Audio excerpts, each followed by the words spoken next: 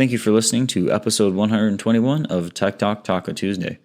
This is a really fun episode to record as hosts Jimmy Lewis and Logan Tyler were joined by Paul Neff from Cispus Cycles, Kendall Norman, who just came off of racing the Baja 1000, Mike Shirley from Rally Navigator, and Andrew Short, who all of these guys are here training for the Dakar, and they shared some great stories, some great laughs, and yes, we even answered some great tech tips.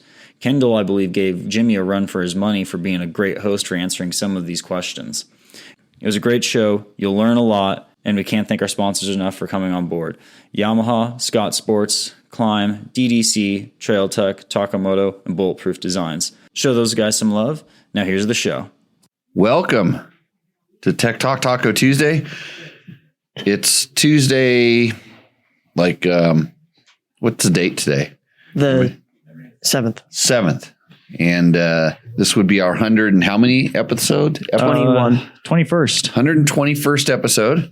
This amazing show where we talk about what, Logan? Dirt bikes and dirt bike related products. My name is Jimmy Lewis. I'm a washed up ex-motorcycle racer. And this is Logan Tyler, who is an expert. You know what that is? Not really, but I forgot to. Sounds like a... Yeah, it sounds like it's a lead into a joke. Yeah. Did you learn anything today, Logan? Romeo and Juliet.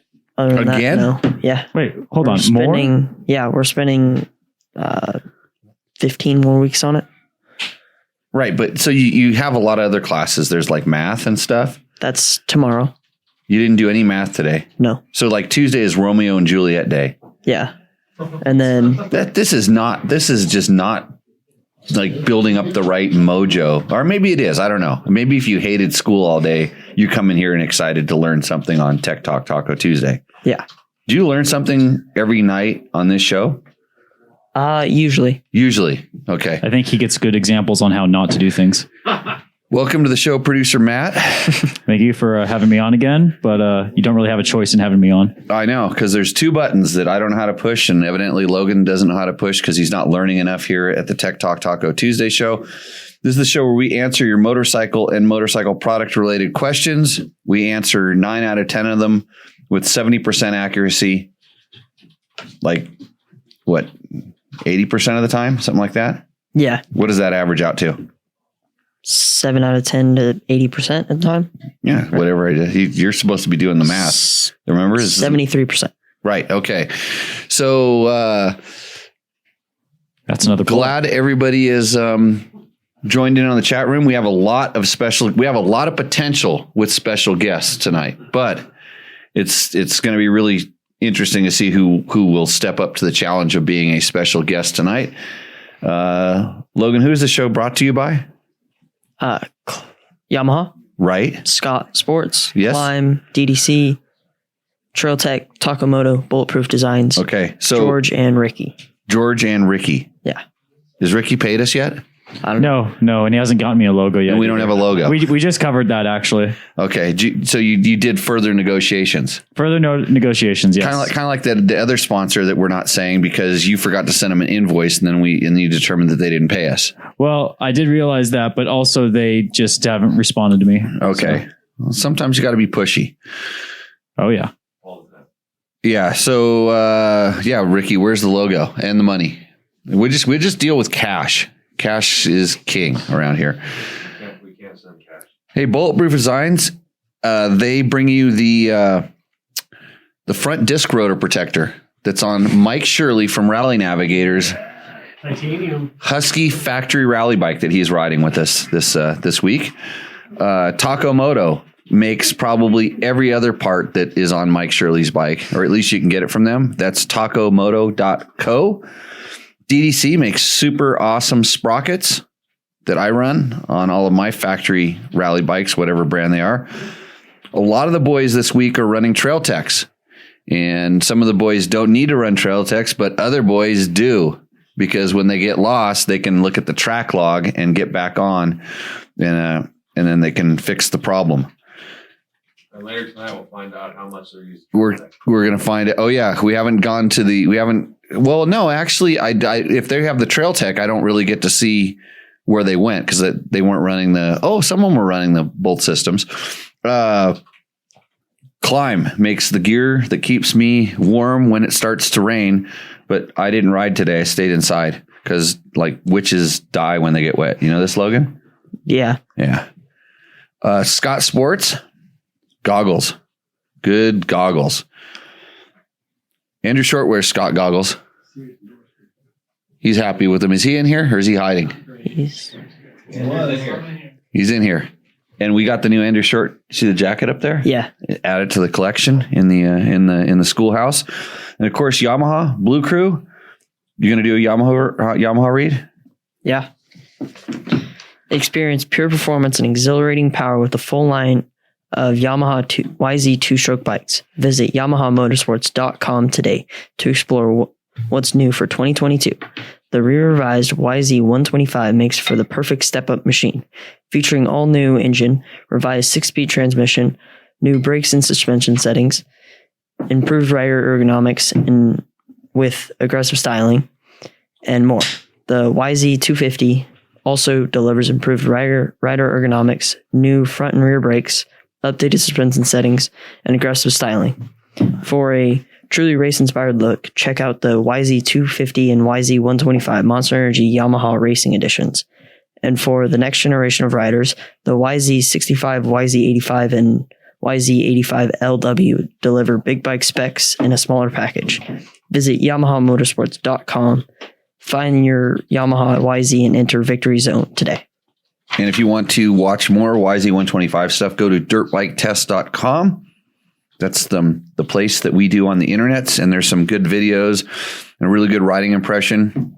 I think both me and Matt agree that the most fun we had in a motorcycle in the last month would have been on the YZ125 that we tested. Mm-hmm. Yes. The new 2022. And Logan, you didn't get to go. No. You bummed? I was wasting time at school, so a little bit. Oh, boy. Yeah. Okay, so we're going to dive right in. What are we going to dive into the chat questions? Oh yeah, there's a great dive. A great dive. Yeah, great dive question. Yeah, a great chat question, which Logan should be pulling up right about. Hey, let's see who in the chat room can guess who's going to be our first guest. I threw some names out there, but there's a few people around. If you follow us on social media, actually, if you follow me on social media, you follow them on social media and they take pictures of me. And I try to get better followers or something like that. Isn't that how it works, Ricky? Something like that. Something like that. Ricky threatened to not come on this show the other day because I wouldn't give him a schedule. He wanted a schedule of events. And I'm like, That's because the poor old Preston was freaking asking me questions. Preston, yeah. Well, he doesn't know. He's learning. So, okay. What's the first one? Curly Stoker. I sent you my money to your Grindr account. Did you not get it? Shoot, I make jokes about that and I never check. Yeah. It's Kyler. Oh. Yeah. No, I didn't get it. I thought we always dealt in cash. I didn't know you could transfer. That's weird. Next question. It's a whole new Patreon. Chris Smith. Chalk one up for Andy Short. You're first on the list. Chris Smith. Yep. JGR and improved power and cooling. Do you have any experience with this kit? Just a gimmick or anything noticeable? I think you missed half the question. Yeah. So, yeah. JGR I see it right. I see it right here. So Chris Smith, says, I was going to order new plastics for my 2010 YZ450. Was reading about the Cycra Power Flow kit. Of course, they have the whole spiel about it being developed for JGR and it proves power and cooling. Do you have any experience with this kit? Just a gimmick or anything noticeable? So I actually do have experience with this. When I was at Dirt Rider in 2010 or 11, we actually got that kit. And it was, they were actually trying to do two things on that particular kit, because that's when Yamaha switched the motor around and stuff. They were trying to direct more air into the intake, so into the air filter. And then as well as they had this kind of aerodynamic Venturi kind of thing to flow some more air around the outside of the radiator and then cause a vortex in essence to, suck more air through the through the radiators. I did not notice any difference whatsoever. I think, if I recall, I'd have to go back and read what I wrote to remember specifically. I think they were actually like a little bit wider, and the bike was already, back then especially, the bike was actually a little bit wide. That was one of the biggest complaints. So I think if you're getting good new plastics, Cycler plastics are actually really good. I've had good success with them. I use some of their stuff on like the tail flap, what's the mud flap on the back of the KTMs that our tires always wear out because we're going so fast that they expand, and it's usually on a Husaberg because that thing stretches tires. And I mean, I'm not talking like stretch the knob. The tire actually grows in circumference because it's trying to come apart. Yeah. So yeah, Chris, I think you'll be fine. I don't think what you're going to get is I think back then the air intake was a little bit restrictive, like if you were running the bike on the dyno, but for normal things I don't think it was a problem. Okay, Todd Kelly, where are you guys placing your antenna for the buddy tracking? So I've put the antennas everywhere. Behind the number plate, orientated in both different directions. On the front fender, orientated in both different directions, and sometimes, so they say it's really important to have them orientated a certain way, and I have not noticed a big difference in riding off road with them mounted almost any place. So now I mount them because I switch them between so many different bikes. I have all the wires and stuff encased into a single kind of a unit, so that the wires are literally, or the buddy antenna is literally stuck on the bottom or the base of the aluminum dock, or in the instance where I have it in the protective dock, it's mounted on the base of the kind of the protective billet case. So I think that if you're a radio guy, you could probably tell me I'm wrong, but I didn't really notice a big increase or decrease in performance, because I was real specific, because I was told in the beginning I was mounting them so they were, call it horizontal on the back of the number plate, and haven't seen a decrease in performance mounting them other places. So hope that answers the question. Eric Garrett, setting sag on my 2022 gas EC 250 manual recommendations, 110 millimeters. Seems like a lot to me, but what are your thoughts on sag starting point? So he's setting it at 110, and he's not. He said he's not happy with it, or he thinks that's low. Yeah, seems like a lot. So I've talked about sag a lot in this program, and it's just a number.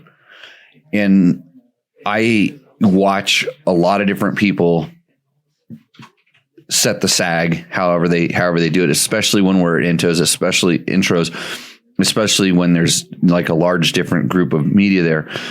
And the manufacturers, like, they'll run up and they'll grab and they'll balance the bike, and the guy will sit down on the bike, and I watch him, and then one guy sits in the front of the seat and the other guy sits in the back of the seat, and another guy will stand up, and there's all these different ways of doing it. And every one of them yields a different number. In fact, if you just move 5 to 10 millimeters forward in the seat, it'll probably raise it up a millimeter in the back. I don't know the exact numbers, but depending on where you sit and how you take your sag, how you check your sag, makes a big difference in the number you get. They have a recommendation, and they also probably will tell you kind of where to sit and how to do it. The way that I do it is I sit on the seat so that the sides of my calves touch the sides of my foot pegs, and my feet are dangling, and I'm just balancing the bike, and my feet are not really touching the ground. And they always want to balance. I'm like, no, let me do this, because when I touch my feet to the point, the kind of the tips of the foot pegs, by doing that, I'm putting myself on the exact same position on the bike every single time. So I'm indexing myself so that I know that my reading is consistent for me and it's accurate for me. and I know that whether I'm doing it by myself, and I have a sag tool that ASV made this really interesting tool that would measure its, it would measure itself. There's another tool in the market that actually works pretty good too, but don't talk about it. But there is a way to do it in a consistent. So you get a number, and that is your sag. And so I would set it to start out with. I always set it at the manufacturer recommendation, and then I know this, and then I determine how the bike works, and I say, hey, I want the if it's good, I don't need to change it. Fine, I don't change it, and then I know good. I'm good with the standard sag, which is for the most part pretty consistent. But if I want a little more weight in the front wheel, I crank a little more spring in it, and so I run less sag. So if I were him, and then I start basically doing it by, I'll take a turn into the spring or turn out of the spring, depending on what I want the bike to do. So I want more weight in the front wheel. I add a turn of spring. So I tighten it up, turn. And then I don't really care about the number until I get the bike working how I want it. Then I go recheck the sag. Then I know my number. I hope this makes sense to people when I'm explaining this kind of system. But you have to make sure that, number one, the way that you're checking your sag is the same every time. And then also remember that your sag will be different with the shock warm and cold by a few millimeters. So there's cold sag and warm sag. So take that for what it's worth also. So did I over explain that? Maybe, but gets the point. Yeah. What was his name? Eric Garrett. Eric Garrett. Just checking, because it was a chick that would have been mansplaining. George says, bring on Paul Neff and put those other fools on standby. Okay. Let's bring Paul Neff onto the show. Paul Neff, you're being called to the Tech Talk Taco Tuesday table. Yep. I don't know what that means. You don't know what that means? What it means is don't trip over any wires. You come here and sit down, and then Obstacle course. yeah, maybe you get to thank your sponsors. If I'm nice, I'll tell you how I have completely different sponsors than you probably. Hey, if you do well enough, I can show you 2 buttons you can press for my job. I don't want your job at Okay, so let's make sure his sound level is His right. sound should be good. I can't turn it up anymore. So Paul, with this mic, you're gonna have to get like really close on it. Yeah, you want to like close. gargling down. Oh no, yeah, This close? Wow, this is nice. yeah. you're trying to attract somebody to your Grindr account. Yeah. You know what I mean? You took the joke from me. Yeah. You took the joke from me, Jimmy. Right. So that's why I'm doing this job. So Paul Neff, welcome to Prump and Tech Talk Taco Tuesday. This is your first time in the show, yeah? Yeah, I'm usually not down here on Tuesdays. Have we done a Better Rider podcast with you? I don't think so. We haven't. have we have to do that We while have to he's do down that. here. Yeah. Yes. So Paul runs Cispus Cycles off-road training. They're up in the Pacific Northwest. He basically uses kind of our program, puts his twist on it. And so we'll call him what do we call you? A licensed contractor, a certified instructor. But Keep it coming. It's all sounding good. Yeah, he's a really good guy. So how many gold medals you got, Paul? Well, just one. Just one? Yeah. But you have some other ones. I got some silvers. I was on the U.S. trophy team in 2006 at ISDE. I rode the Scottish 6-day trials in Scotland. So you also have some Pacific Northwest Trials Championships. Some of those, yeah. And off-road championships Off-road and championship. enduro championships. Kind of just do a little bit of everything. We don't talk about racing here unless it's about me. So I slipped there, but Paul is just a really nice guy. And now he's down here because he caught the rally bug a couple years ago. Yeah.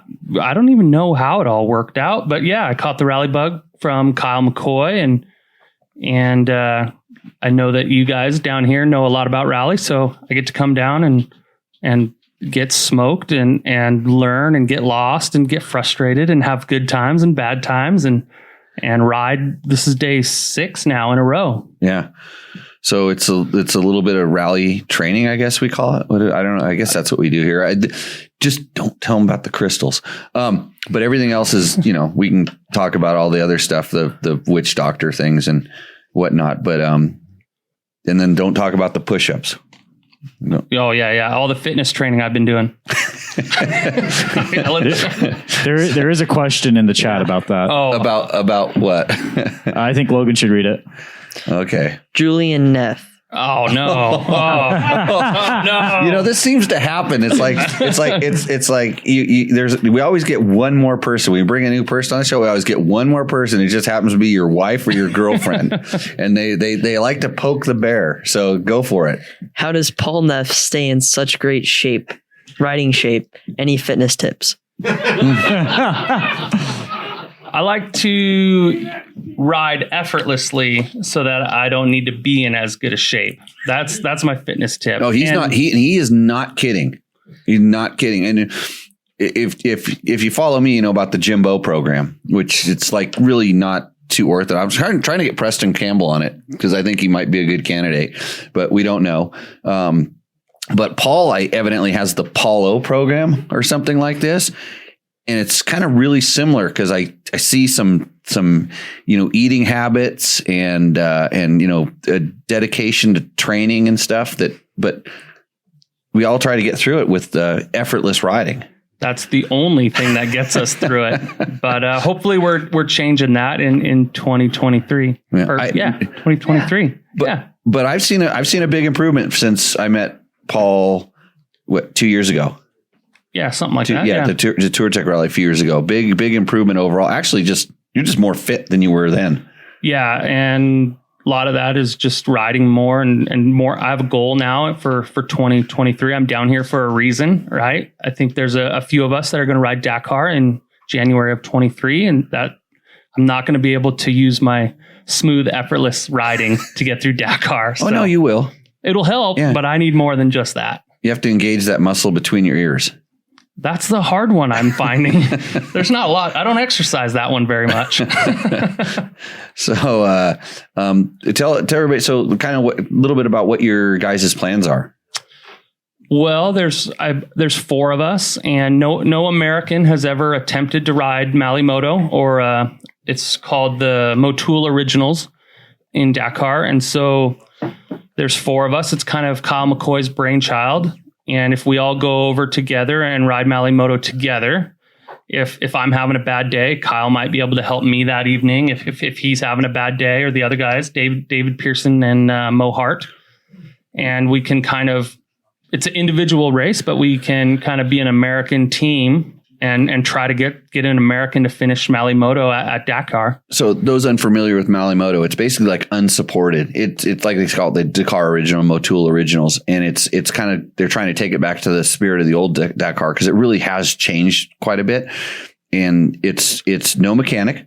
You're working on your own bike. You can get your tires changed. Yeah, I think they've changed that. Yeah, you have to carry, the rules say you have to carry your wheel over to the truck yourself or something like that. But yeah. So they make it relatively difficult, and it becomes more of a survival than a race. Although I tell you that there's guys that I used to race against that sandbag down into the Moto class, and because we were all kind of sort of mechanics ourselves a little bit because just you had to be, and but yeah, what a cool thing. And here's the other cool thing.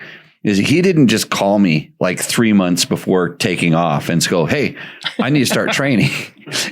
This started like early this year. Yeah. Oh, yeah. It started. I think it was starting in Sonora this year at the Sonora Rally. I think that we were sort of kicking around the idea. It's a lot more serious now. It's gonna happen. We've lined up bikes. It's pretty organized. We'll get through Dakar and get all the guys through Dakar this year, and then make our announcements after that.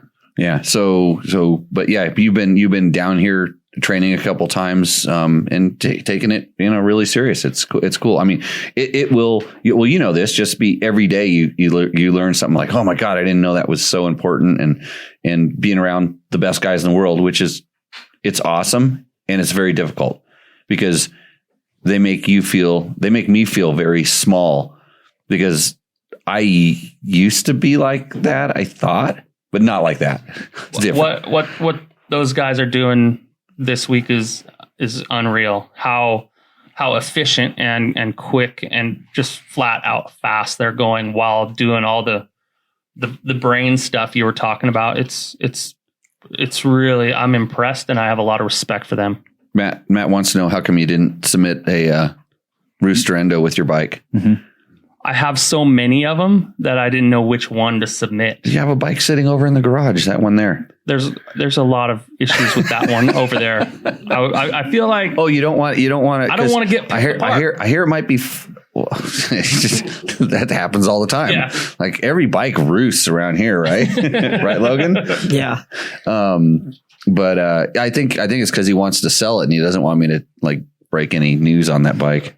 someday I'll have to sell it. I hope it stays together. Hey, I'll break some news on this show. Like so one of my, like, probably my second or third favorite bike in the whole world. So Matt went riding with us. Matt kind of has got a little bit of the rally bug. He's surrounded by it. And we went riding the other day, and everybody made it back to the truck except for oh boy, Matt. Yeah, here it comes. So he came up to me, like I was kind of running sweep on the stage, and he kind of rolled up to me. He came from behind me, so I was a bad sweep rider, you know, like kind of like the other guy that was bad sweep rider today. The sweep rider won the stage by a good 10 minutes. Yeah, that is a fascinating situation. Yeah. So I was waiting out there. Matt came riding up. His arms were flapping up and down. And he goes, "Does this sound bad?" And the bike kind of sounded bad when it started. And you know, when you discipline your dog and the tail goes between legs and the ears go down and everything, it was like, I could see this happening. And I said, okay, yeah, that's not good. You're just need to go straight back. You know where it's at. And he was just like, yeah. I'll go straight back. And so we're riding into the end, and I see him standing on a embankment. He made it like I was 1,000 feet from the truck. 1,000 feet from the truck. 1,000 feet. We don't work in feet. It's 1,000 meters. It was less than 1,000 meters. Less than 1,000 meters. Yeah. You're getting me confused now. Meters, feet, miles, kilometers. Yeah. So it was a little ways. He didn't make it back to the truck, but he did not go the best way of the truck. And he was standing there on the hill, and the bike was down in the ravine. And I'm just like, this isn't good. So it expired, but it says 550 hours on the hour meter, and I don't know how many it had on. I think it had 150 on it. That particular bike had 150 on it before, and I don't know that the hour meter has always worked. So I'm going to go, it's like between 600 and 800 hours, somewhere in there. One piston. And so it locked up. When I got to it, we pushed the starter, went, and it was done. And I thought, okay, it was the rod. I thought it was the rod, but today I popped the valve cover off and took the, pull the side cover off, and it looked like something was up with the cam, like one of the rocker arms looked kind of like the rocker roller actually looked kind of beat, and I backed it up, and hey, the crank worked, and it still has pretty good compression. Yeah, I heard it. It pops and everything like that. But one of the valves is like the rocker arm reached to the valve. Something's jacked up. So I don't know how it could have really good compression with the rocker arm being able to fall so far down to the valve. So I'll bring you up to speed when I know a little bit more. I just didn't have time to figure it out, but thanks, Matt. Yeah. Somebody had to do it, and thank God it wasn't me. I know. Do we have any questions about the mountains and trails and get me out of the desert a little bit, or no? It's raining there. Kind of like you brought it here today, which we need. Bring more. Yeah. So, yeah, we might get some. Okay. Some questions. Ask Paul about riding in Pacific Northwest. Kyle McCoy says, if I stake a peg in the ground now, if Paul keeps doing what he's doing, can he finish first Moto 2023? Ooh, geez. That's a pretty tall order. If Paul keeps doing what he's doing now, he needs to, he'll be lucky to just make it to the end of the stage without getting lost. Yeah, in all honesty, you you can't go over to your first Dakar expecting to win. That's ridiculous. I know a lot of people do this, and it doesn't matter what class you're in or anything. You got to go there. You know, there's the saying is, in order to finish first, you must first finish. And this is the truth with anything. Like, you're going to do something you don't even know, because it's a whole different thing. It's like climbing Mount Everest, and you don't just go climb Mount Everest as your first hike. You work up to this kind of stuff, which you have been doing with the Snore Rally and with the training, but you go over there and get a lay of the land. So that's a big ask, Kyle. Thanks. Yeah. No we're pressure. we're trying to mellow them out a little bit. Okay. Logan, I put some in the thingamabob. Oh, yeah. You texting your girlfriend again? No. Do you have a girlfriend? No. Does your girlfriend know that you don't have a girlfriend? For? That's why I asked, does your girlfriend know that you don't have a girlfriend? I thought he had one. Oh, Yeah, Dad thinks you have one. I need to get some tips from Logan here. It's On how to juggle the ladies? yeah. He doesn't have one. He's got two. Yeah. Yeah. This brings up another big question. Since you don't have a girlfriend, and we decided to call this show Tech Talk Taco Tuesday and Strippers. Wait, hold on. Where's the shirt at? I thought you were supposed to wear the shirt tonight. Shoot, where it was on the table. Oh, I see it. It's right here. Who cleaned off the table?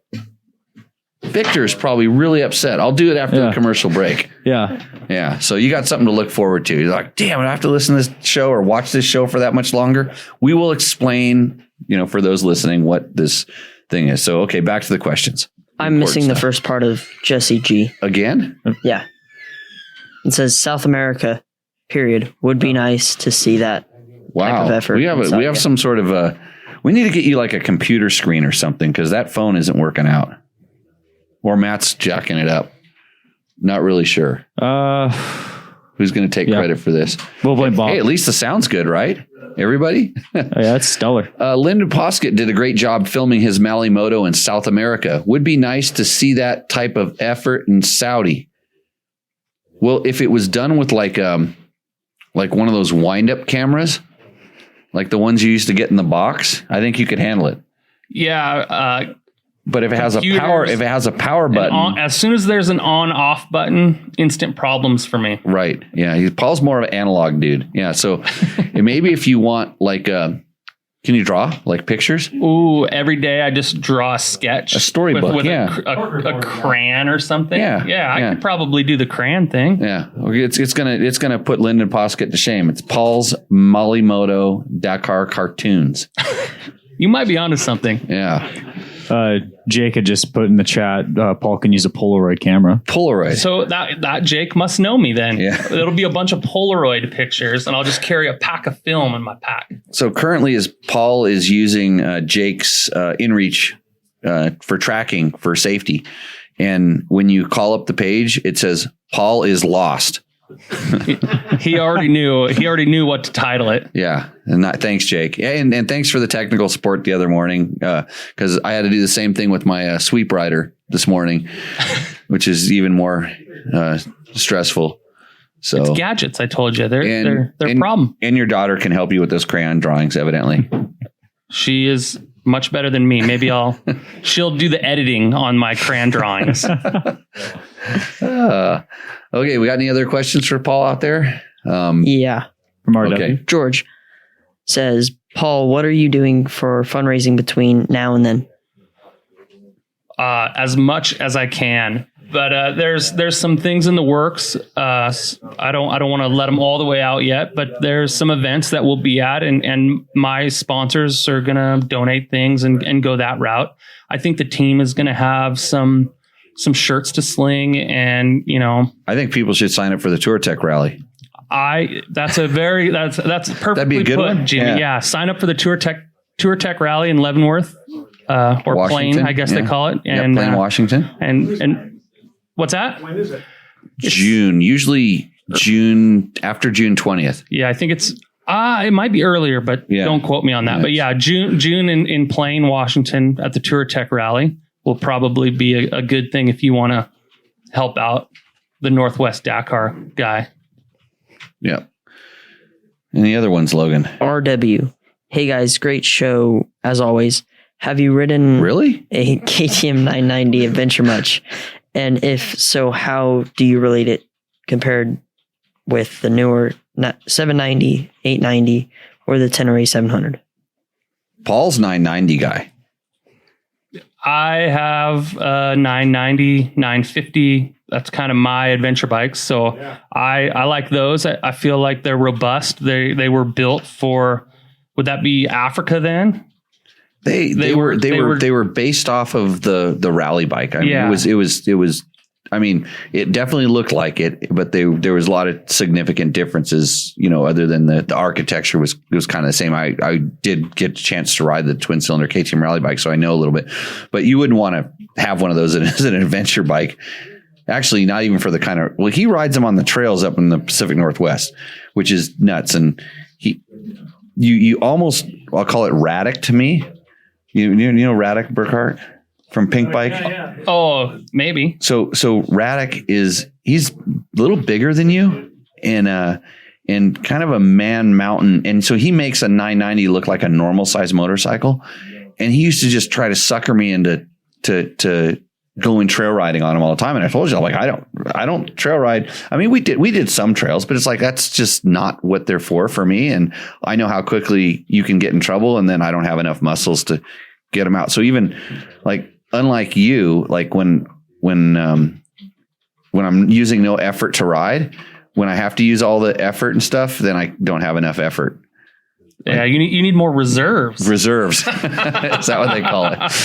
But compared to the other bikes, I've ridden all those other bikes, and it's a little longer and kind of more stable, which gives it a little bit more heavy feeling compared to the current flock of bikes, especially the KTM. The KTM is really good at masking its weight, where I don't think the Tenere masks the weight. I would say the Tenere is probably the closest kind of in performance. Being that parallel twin, that 700, just the way that they have it tuned, especially compared to the carbureted ones. The fuel injected ones, I think you have the same kind of throttle response, but it's just everything. They learned how to package things in the chassis better over those times. So they feel better, but I don't think they're as, like Paul said, robust. I think the Tenere is. I don't really know the KTM. I haven't spent a whole lot of time on them. I have 1090s, and I don't think my 1090 is as robust as my 950 is. I would agree with that. I mean, they're adventure bikes. That if you start getting radical on them, they're gonna break. It's a lot of mass, a lot of weight when you're jumping them. I know that I have one that is junk now from jumping it. The motor is pulled apart because the frame is bending. Yeah, it's a stress member. Yeah. And yeah. So good time. Hopefully we got that question out of the way there. Do we want to do John Jackson's question there? Yeah, I think that's a good one to get into. If Logan got the full thing, I don't know what's going on with Google. I did. Okay. At the EICMA, we call that EICMA show in Milan, Yamaha was featuring the Tenere Raid prototype, and Honda featured the Africa Twin Enduro Sport prototype. When do you think we might see these bikes in production? A year after they're released in Europe. In the United States. If we're lucky, right? I don't know. We might be able to. Johnny can't talk. I know that. But Andrew might know something about the Yamaha one. A little bit. I don't know. Because he showed me pictures of the prototype, and I'm pretty sure I've heard rumors that they're going to do some kind of racing activities with these bikes they're going to bring them back into rally a little bit. I don't know how. I don't know much about it. I've just heard a little bit of rumors here and there. Jimmy, was that prototype a factory prototype? It was. It was a no. It was a Yamaha. I'm pretty sure. Like the whole Tenere was kind of built Yamaha France, like over in Europe, and then they productionized it and stuff. And that's kind of like where a lot of those older Teneres have come from, and they just never. A lot of those bikes, like the 660, never made it to the United States. So this, who knows? And Yamaha US, like kind of, some of the guys in product planning, when I mentioned it, they kind of knew about it, but they didn't really know about it. But you never know. A lot of times they put those kind of faces on. And I don't know anything about the Honda one, really. So if they showed it in EICMA, then Johnny can talk about it. Johnny Campbell, you know anything about a Africa Twin Enduro Sport prototype? He doesn't know anything. See, I told you. They showed it in EICMA. Yep. Not on the Africa Twin side. He doesn't. He's more dirt. He's got more knobbies in his future. Okay. What else do we have there? Kyle McCoy was clarifying something. I should be more clear. I wasn't asking if Paul could finish first. I'm stating he can finish first. I've been there and know how it works. The key is not to put too much pressure on himself. I'm talking to you, Paul, and keep training with Jimmy and the guys you're with this week. That's the plan. It sounded like he said the same thing twice that didn't make any sense. But then again, I'm drinking out. Tonight, it's Milagro, boys and girls. Yeah. This is, it's good. Not bad. It's good. Middle of the road, in case you were wondering. So, and I had tacos too. Thanks, Ramiro's. Thanks, Janie. Yep. Yeah. It was great. And who bought tonight? Who slinged Mike. the credit card? Mike Did? Yeah. Thank you, Mike from so Rally Navigator sponsors Sponsored dinner. Tech Talk Taco Tuesday and dinner tonight with some tacos like we're supposed to. Someone else fed me the previous 2 nights, so it was my turn to go down. Okay. George says, have Jimmy Lewis sit in the peanut gallery and let Ricky Brabeck take his spot with Kendall Anner in the hot seat. I think it's a great idea. That actually is a great Yeah. idea. Yeah. Hey, you guys want to come and run the show? Yeah. Yeah, that's what George said. You're not doing media 2 nights in a row? I see he was in the chat. I'll sit over here. Andrew. Is he busy pretending to do a road book right now? Kendall's up. Kendall's up. Color commentary. Yeah, we need to get him over here. Again, I'd like to thank our sponsors: Yamaha, Scott Sports, Climb, DDC, Trail Tech, Taco Moto, and Bulletproof Designs. Mike, you coming on the show? You look like it. Here. Yeah. Here, well, Mike, you're right there. You're getting on the show. Grab that, have some of that, and come on the show. We'll talk a little bit about. Can we talk about Rally RN2? There's nothing. It's coming out pretty soon. So I'm gonna grab a question that's on the. You poured just like Johnny Campbell. Yeah. Did Todd Alberico has a follow-up question from a few weeks ago on the KTM 200 leaking coolant. He said it's now fixed. If I fixed it, it would just be magic. And Went over here. I don't know. One of those donkeys needs to come over here. We have an open seat. Open seat, boys. Unclear if the head or base gasket was the problem. The exhaust pipe still had coolant sludge in it, and the packing was soaked. Every time I restarted it, I kept seeing the coolant from the exhaust and thought the problems continued. Exhaust was clean and silencer repacked. System holding pressure now and rode well. Sometimes you overlook the obvious. So unclear as a head or base gasket. So that's what we said, right? I believe we said head gasket. Yeah. Head O-rings. So he keeps saying head gasket. I'm 99% sure those things have O-rings in them. Do you know, Kendall? KTM 200 head O-rings, right? You're kind of a mechanico. I would think they have O-rings. Do you need something to put in that thing over there?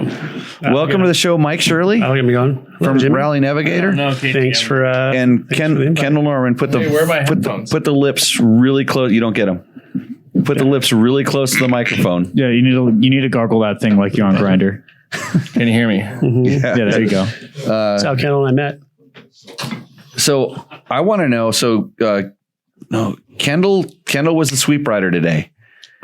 If you did allegedly 300 kilometers today, at what point did the sweep rider go blowing by you, Mike? What? Who are you talking to? You. Didn't you just say, Kendall, you're the sweep rider? Yeah, I was. I was just explaining the situation. So Kendall was the sweep rider, and I asked Mike, what mileage in the 300 kilometers did the sweep rider go blowing by you? Oh, those guys got me like about 175 or something. Those guys, the other two guys, we kind of expected it, but the sweep rider was. Well, Kendall's not slow. I was expecting to get past. Hey, Mike, can you speak a little closer into the mic? Oh, God. Oh, like a real close. The sweep rider is supposed to be the sweep, the last guy. I'm the sweep. Yeah, he was here 10 minutes for all you guys. Yeah. How'd you do that, Kendall? I swept. Yeah. Well, when the whole crew's over there at the date farm Milkshake break. enjoying date shakes, We had a milkshake Right. break. and you're the sweep rider, and you know they're probably on their last sip, Yeah. and on the horizon you can see rain coming, Right? weather's turning, sun's getting low. I took the decision. Every man for himself out there. Right? It was like DEFCON 4 out And we there. were with a bunch of pros, you know. I had faith that Yeah. everyone would make it safe Yeah. with the best technology. Yeah. Okay. Just checking out. I just, I didn't want it because Mike was he ended up being the sweep rider. He swept it in. Slow and steady is my game. So, but good job today, guys. Everybody's safe. That's what I like when we do this stuff. Yeah, no drama out there. Everyone's home with no mechanical issue. No big deal. So Kendall got into rally. Like, when did you got super excited after Ricky won, right? Like, as far as making map books. I mean, getting into rally is not something that happens overnight. Yeah.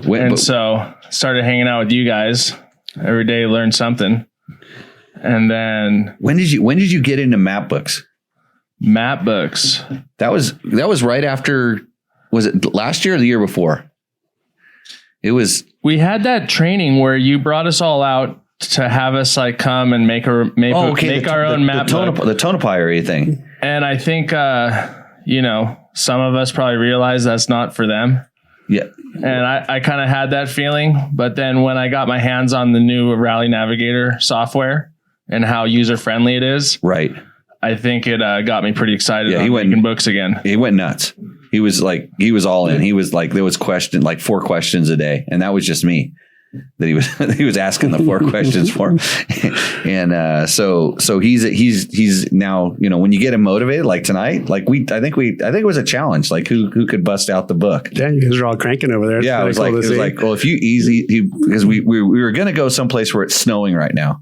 So we can't go do the road. I mean, we could do the road book up there. I mean, like I would do it. No problem. I'd do it naked. I mean, he's tough, but we're not. I stayed inside all day. I was staying inside all day because the snow isn't water and I wouldn't melt. So we had to kind of do some to go to maybe a little bit warmer climate. So we did a change, a pivot. And Kendall had a book, and he's like, I got this good book. I just got to tune it up. And then I said we can add a little kilometers to it. And so we're like, we didn't go to dinner. We sat around here and cranked books. So it was really good. Thanks to Mike Shirley and Dave Peckham. Mostly Dave Peckham. Yeah. So we can tell people that there's a Rally Navigator. Yeah, it's too? not like a big not too much of a secret. Yeah, it's a pretty small industry. It's a small bomb to drop in the whole scope of things. So Mike makes Rally Navigator. If you don't know what that is, it's online software, currently online software that you can use for a lot of different types of rally, like TSDs and Dakar navigation type challenges. Actually, the guys from Nora called me today. Because they use your stuff and they're going to make the motorcycles go back to roadbook only, no GPS. Oh, yeah. Cool. Yeah. That's always kind of bugged me. They ran a roadbook with GPS. You're like, well, yeah. So because they have some questions about this. And so they got a hold of me and was asking some questions about it. Cool. And so that's good. But, so we've been playing around with this. We call it RN2, which is Rally Navigator 2. So you want to give everybody a little. Navigator's been around. That's just kind of started as a hobby project for me back in like 12 or 13. And it's all so far been web-based. I've had freelance developers working on it, and it's grown way beyond anything I ever dreamt of. It's just kind of a little hobby project for me. But yeah, it's been neat. It's been neat to watch it grow. I've gotten to correspond with a lot of like great event promoters around the world, and it's always neat to see if I see like promo shots. I'll see like one of the little road books in there, and I'm like, yeah, it's kind of cool. And then all the training you guys are doing down here, and the results you guys are getting with sort of a little help from that software is pretty cool. So that technology is getting a bit old. My friend and partner Dave Peckham, he's run Rally Management Services, owned ICO, helped develop the Tower One digital road book. Very, very sharp guy. He and I have partnered on working on a new version of Navigator that's going to be more stable, faster, more secure. It's going to run on a local computer. You'll control all the data. And it's just lightning fast compared to what we've been dealing with. And a lot of our users too, they don't live places where in America, we're like, oh, I got my 100 meg download. And they're like, dude, I'm out in BFE. I can't even run your software. And it was funny because I was one of the first people to kind of, when I learned about Rally Navigator, I'm like, God, this is what we need, because we used to use spreadsheets. It was all hand drawn, maybe an Excel sheet that would do some of the math for you. Tough, yeah. You have a couple like lexicons that you could drag in, kind of photos or whatever, some letters. But I remember getting it and it was so clunky, and it just didn't. I don't want to say it didn't work, because it kind of worked, but you had to learn how to manipulate it. You had play with the bugs and kind of. You had to fool it into doing what you wanted, and then I used to call you all the time. I'm like, Mike, this doesn't work, and you're like, because it's a whole coding thing and explaining that to somebody who's going to code it. So what it technically does is if you have a track log, or where you want to go. And Phil Walker did a really, really cool series on how to build a road book. He used Tulip. And so there's other, there was other versions of software. There's Tulip, there's River Notes. There's the stuff what was the other unit thing that, was it Estella or no? Trippy had some software. There was so many different things, and we were using all these different things. Rally Blitz to get the waypoints. Now we're using the Rally Comp computers that Mike Johnson has, and we'll use the Voyager, the Trail Tech Voyagers. We use those before to quote acquire waypoints in a strange way. Using the track log that you leave to make sure that you hit that. You wouldn't know it unless you went and checked. We'd let them go check, but there's nothing that. And then there's the whole ERTF systems, which is, super proprietary and expensive. But your software allows somebody to either take a track log, drop it in, and it'll help them make the road book. And then you have all the tools to make the road book, or you can just go look at, it's a map box now. Yeah. Mapbox is the base where the maps are. And you can say, hey, I want to go here. And you can literally build a road book using, like if the roads you want to take, or you may not know the roads, and you can go look and find the roads. Yeah. And the Mapbox software is so cool. Like some of the improvements now, now we've got full 3D terrain, which we've not had before. Right. We're mapping waypoint radiuses on the map. Pretty soon it's going to show, stops, controls, waypoint numbers. There's so much more stuff we can do right now. And our list of ideas of things we want to do keeps growing, because we're getting great feedback from you guys. And so we've just got Dave and I have a catalog of ideas just kind of chipping away at it.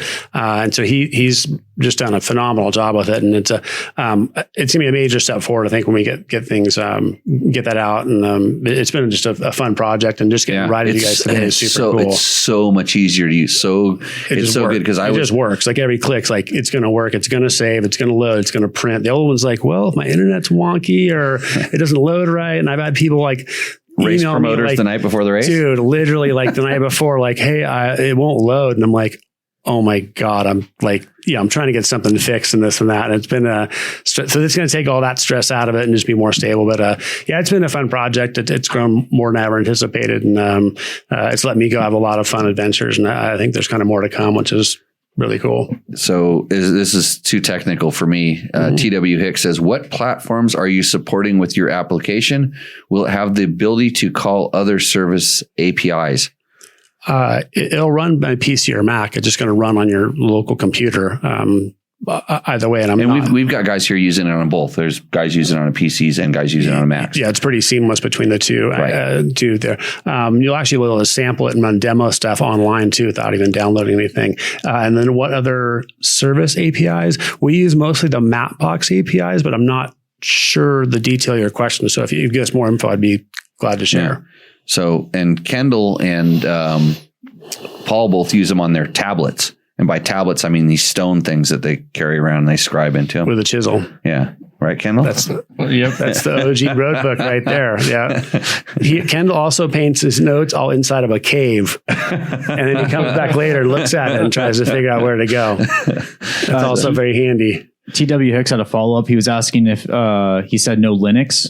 I believe he works on Linux also. Okay, cool. Yeah. So this is above my Linux is like for smart people, so I don't know what that really actually gets into. He had one more follow-up question. Can we call a custom API from your new application? I think so. Well, what does API mean? Like for all of something the dum-dums. Programmer interface. Yeah. So it's so that you think? Kendall thinks you're integrating other programs. So you can kind of get my software connects to your software, and actually it's already doing that with the Open Rally GPX format. Right, that is our main interface, and so that exports the entire route in GPX format, but also includes waypoints, the radiuses, a lot of other metadata that can be pulled out. So coding, so it works in other so that goes Rally right into Rally Blitz, right into Rally Comp, Tower One. So that could actually render a full image just from that. So the Open Rally GPX format, something Dave came up with, and it's been nice because most Rally is such a proprietary thing. Everyone had their own little deal, and nothing talked to each other. So the Open Rally format has started to connect more and more folks, and I've been amazed what you can stick on a GPX file. It opens up a whole road book out of them, which is amazing. And you're almost your entire riding career, which isn't that long. It's like 15 years. 15 years has been doing kind of like road books. And Kendall, who's been riding forever, like road books are new. And I think both of you agree, it like takes like regular riding and just turns it into a whole different like thing. And I love it. Yeah. It's to me, it's just so fulfilling. Even trying to figure out, I love looking at maps and trying to there's math to it. You're looking at cab heading and distance and time and speed, and there's just so much stuff to wrap your head around trying to write a road book. That I just really, to me, especially trying to do a multi-day rally. To me, it takes the most complete rider, mentally keeping the bike alive, yourself alive, navigating, not making stupid mistakes.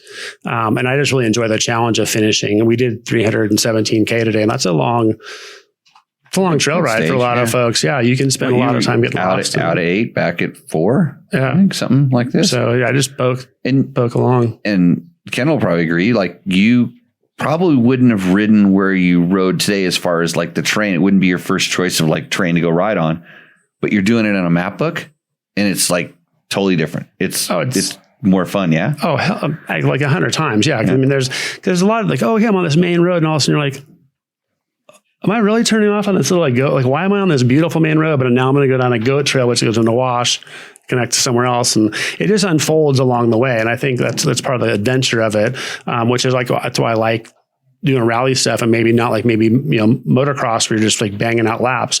I like going somewhere where you're not going like, oh my God, I'm actually going to I think I'm going to go over that mountain. Yep. I'm going over the mountain. Yeah. And down the other side. And, man, there's dunes down there. I'm going in the dunes. If somebody hands you a map book, you don't know where you're going. No freaking idea. You just go where the map book goes. You have your shit together and keep your bike running. And you went 300K later. You're like, whoa, I went over 2 mountain ranges, across lake beds, dunes, down washes, and popped up out of roads I didn't even see. And then the HP across where there's no roads and it unfolds in front of you in such a cool way. And to me, I'm slow, but just to kind of keep your act together and get to go do 300K and not end up, broken or hopelessly lost. It's kind of a cool feeling to come back, pull back into your house and be like, okay, I kept my act together. I did it. Didn't do anything stupid today. But I don't do any speed, but watching these guys do the speeds, just a whole nother level. So, our sweep rider had speed. We traded off the sweep duties when he blew me out of the water. I didn't know you passed the baton. I didn't get this message. Well, I had a 3-hour head start, and he still called me it does this. Yeah, no. No, yeah. Yeah, I guess next time I'll go for that date shake. Yeah, that's the hot tip. We're working on this one down. We're working on getting sponsorship of the guys from the date ranch. Maybe they can wear a hat at that car or something. Yep. It's a big deal. Matt, do we have any good questions for these guys? Yeah. here? So Kendall, this is from George, and I think another person also asked this. Kendall, why no ride at the Dakar this year? He's in the Worlds Motorhome Championship. Yeah, I don't know. I was just after Sonora, just didn't really get the ball rolling the way I needed to.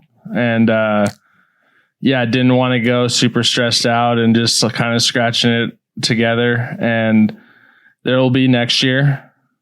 And it's but I am actually going. It's not cheap. It's not cheap, and it's a lot of work.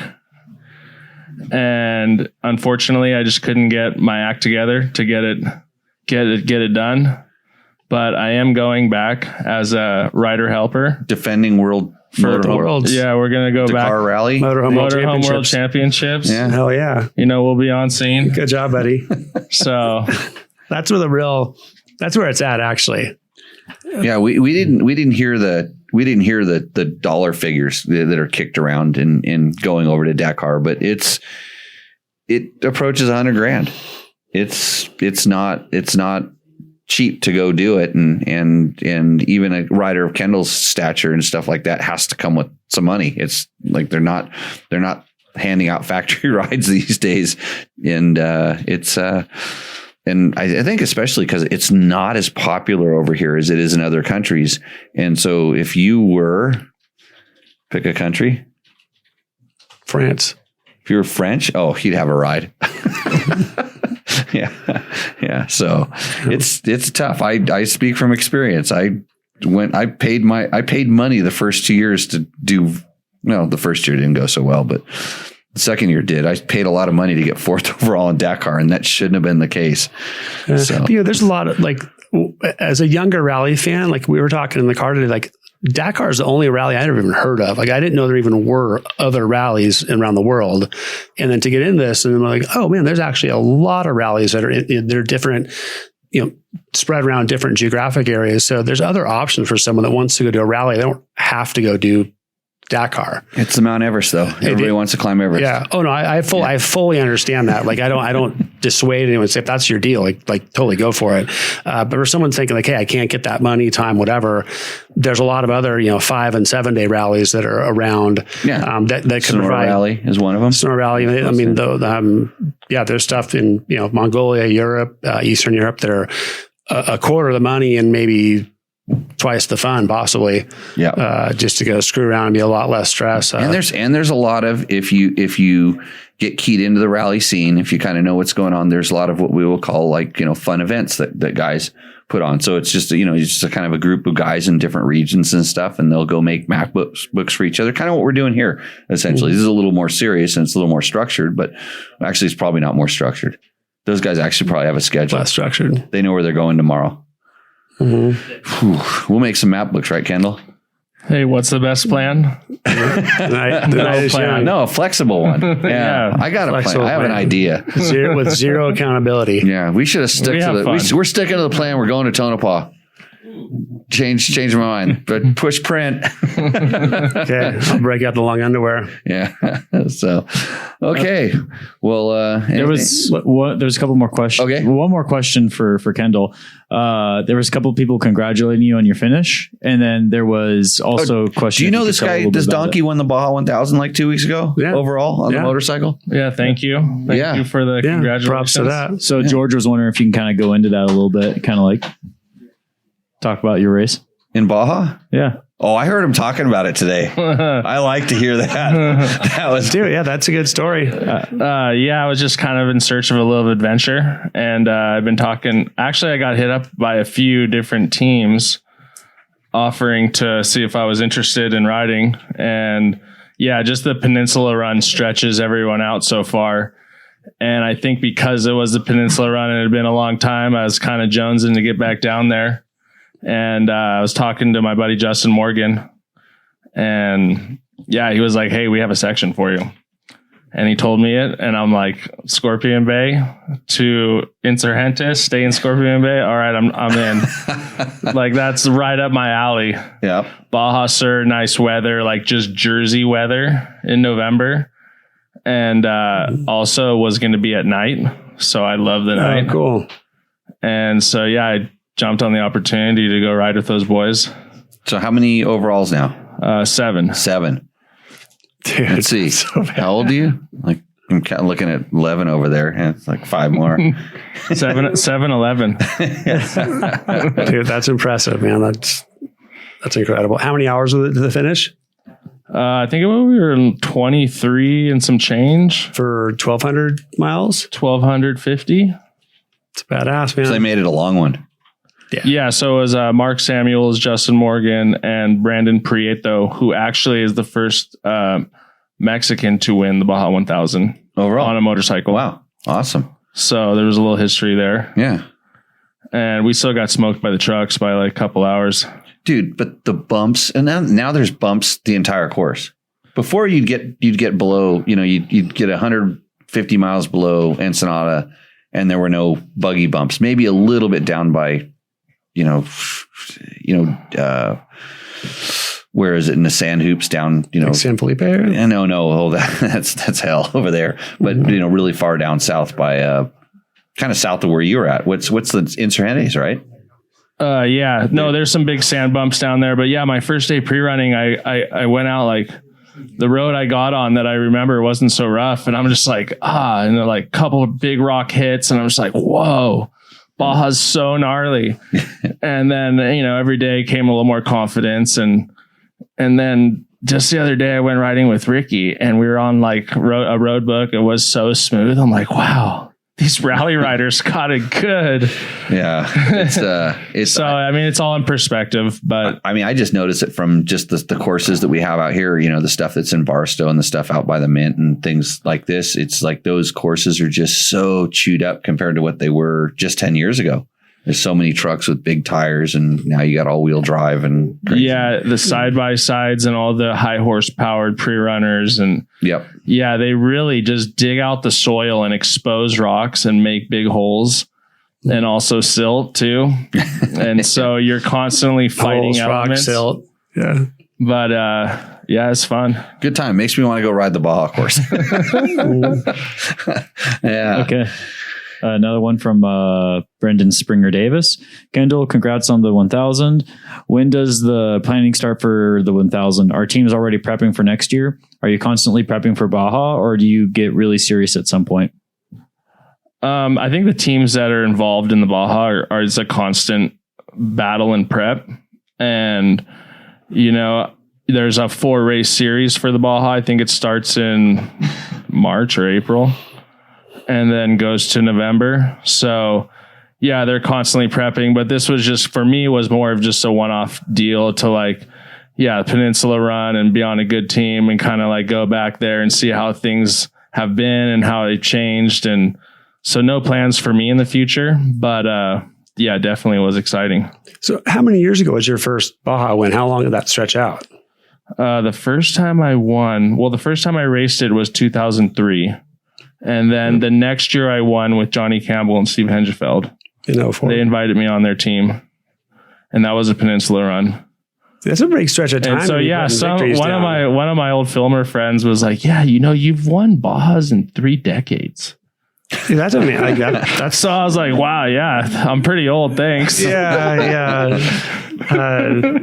That's a big stretch of time though to be competitive at the front like that. So good job. Yeah, I mean the old formula worked. So Brandon Springer Davis asks another question, but I had a question for him. Is that like me taking my wife's name? Like, so Heather, Jimmy, McNabb Lewis, is that, because usually the dudes don't do that. I do. Cause yeah. I mix it up. You're trying to get on NPR. I know. Kendall, how many times do you pre-run your sections, and are you familiar with your sections past riding in Baja? Are there new trails every year? So this section that I've raced it 2 times in the past. So I was very well familiar with it, but, when I got under the Honda tent and was being mentored by Johnny and Bruce Ogilvy sat me down and said, hey, when I was with them and won the first one, they go, hey, you need to get over this 6 times. And so he gave me the time I needed and the support. And so I got over it 6 times. And so coming back this time, I just gave myself the time I needed to get over it 6 times. And at that point, like where you're going, what side of the road to be on. You ride like a motocross course. I was actually felt ready to go like my 3rd run through. I'm like, oh, I could race tomorrow. Yeah. But at 6 times, like you're not messing around. Yeah, wow. Same thing when I was doing it. That was just the Bruce program, and that's the right way to do it. I mean, if you want to win, you put the time in and do it. Yeah, definitely. You got to, like, being older now, I think, give myself more time to not, like, you can come in fresh the first couple of days and smoke yourself and make some mistake or something. Mm-hmm. But I just took my time with it, and I knew I had enough time to get through it 6 times, and yeah. How far ahead were your pre-runs ahead of race day? Like how were you doing your pre-runs? Like 2 days before, a week before, a month before? How? No, I went down 9 days before the race started. Okay, so the course is pretty. You're looking at they give you like 2 or 3 weeks to pre-run the course. They don't keep it open for ever, obviously, but just 9 days and. Yeah, you do. I used to do it maybe not the day before the race, but the 2 days before the race was probably my last run through. Sometimes if my sections weren't super long, I would do it the day before just to see if anything had really changed. Yeah, that's what I was wondering. Day before. Some people go down and the whole big group will kind of hammer it on the last couple of days. It does change a lot in that last week leading up, because that's when people have the time to go do it. But yeah, and I gave myself 3 times during the day and 3 times at night, and I was kind of like at that 3rd day, like going into my first day at night, I'm like, oh man, I probably should have just rode twice in the day and 4 at night. But you have that like worry that it's not going to come to you, but it came faster than I expected. So yeah. But yeah, it's a strategy. It's just like anything else. You kind of lay it out on paper and think about it and adjust accordingly. So how many hours was your section? It was like 3 hours and 45 minutes. Okay. Yep. So is there a gas stop in there, or is that? I got on at a gas stop, and then I went through 2 more gas stops and got off at a gas stop. Okay. How many wins does a SLR Honda have? Oh, I couldn't answer that. You're just a rider for hire. Yeah. He's like Boba Fett on a motorcycle. Just freelance. Whatever. Freelance the kill. Whatever. That's good. Yep. Okay. Did we load it up here on the questions there? I believe so for Kendall and for Mike. Is it time for us to take a small commercial break? Yeah, let's bring in some new talent, because I have nothing more to contribute. Mr. Endo and more questions. My expertise is very narrow. Mr. Endo and more questions. All of your submitted questions will be coming up on the show. I want you to judge my bike too. I was hoping for some more technical questions. Oh, really? Okay. And judge the bike? That's it. Because Kendall's probably, he's pretty, okay. Here we go. John Buckle says, have you had any experience with switching air filter oil types on used air filters? I have 5 air filters that are in rotation that have all been used several times each with Maxima FFT. Quit making noise. Sorry. Which many regard as a super tacky oil. I just ran out of FFT, but have a new bottle of Twin Air Bio Liquid Power on the shelf, which seems like a much thinner oil. Is it best to just grab another bottle of FFT, or not a big deal to switch? Personally, you've got some of those, that oil when you have it in your hand with gloves on and you're clapping it and it makes long strings. Yep. FFT. That original, that OG oil, that really tacky stuff. Yep. That's the stuff you want to use. That's hot tip. The bio stuff, I mean, you're going to be at the shop getting new rings or a piston you're kind of asking for problems. Coming from the guy who just had a bike, expire at 600 hours. So, on me, I use some of those different oils, and so I used a lot of them. Switching it between, filters, if you clean your filter properly, if you clean it, it doesn't matter what you put back into it, because it should be completely clean. You should be rinsing out all that old oil, because that old oil holds the dirt, and in order to get the dirt out of it, all of the oil should be gone. So technically, yes, I don't think it's a problem, but if you have some, you can try it. The things with some of the bios, they take a certain type of filter cleaner, so it's kind of a system. And I actually use this stuff called rock oil synthetic water washable air filter oil. And you wouldn't approve, Kendall, because it doesn't tack. It's a little sticky. It doesn't feel as sticky as it is till the carrier agent, which is like an alcohol or something, evaporates out. But then it gets relatively sticky. But you literally wash it with water, and the filter comes out like it's brand stinking new. When we did this, that's how I started using it. We did an air filter shoot out back at Dirt Rider, and I'm like, I didn't trust the stuff. It was just kind of like, and I had a lot of experience with no toil, which I actually had decent luck with. But I was like, well, let's see. And we put all these filters through all the different oils and stuff through a battery of stuff, but we really used them. And this stuff was amazing, but I don't have, and people said, well, what if water gets on it? Like you're riding and water splashes on it. If water gets on it, it's like you have to agitate it to actually wash it out. If you hit it with a pressure washer, sure, it's a problem, but there's something to be said for if there's something and you trust, keep using it. If you're going to experiment, take it as an experiment. Is my that's so true. If you got something that works, like just keep doing it. I mean, I just think we see some of the most extreme conditions and elements, like when we're going through silt beds, or let's say it's just raining crazy and there's big rivers and you're killing your bike to float them across and stuff. Like, you got water and silt will always find a way in. Yeah. Eventually, I mean, if you plug the filter, it'll take the path of least resistance. I've had kids that help me out around here oil the filters and not need it in underneath the rubber grommet, and this stuff just doesn't take much. So, okay. Next question. You're gonna get the run of these. Kevy asks, I'm rebuilding my 17 250 XCW, crank rebuild, new top end, etc. What the hell are people using to remove and torque the primary nut? On my old KTMs, I used an old CR250 tranny gear to lock everything during disassembly and reassembly. Also, at some point, could you address using grease, oil, assembly lube, and thread lock on fasteners, and the importance of using a torque wrench? Thanks. So let's just answer the first one. We'll clip after this, and we'll answer his other question. Primary gear. What do you use? There's a great company called Motion Pro, and they make a little like keychain tool. Looks like a little keychain. Has a magnet on it. Well, it's just a little aluminum. Yeah, it looks like a blue gear. Anodized aluminum jammer, basically. Right. And you're able to jam that thing in the gears and lock it up so you can get the nut off without, and it's soft aluminum, so it's not going to damage anything. And it's well worth. Yeah, and it has a magnet in it, so it sticks to the gear. Every toolbox should have one if you're going to be going inside your engine. Right.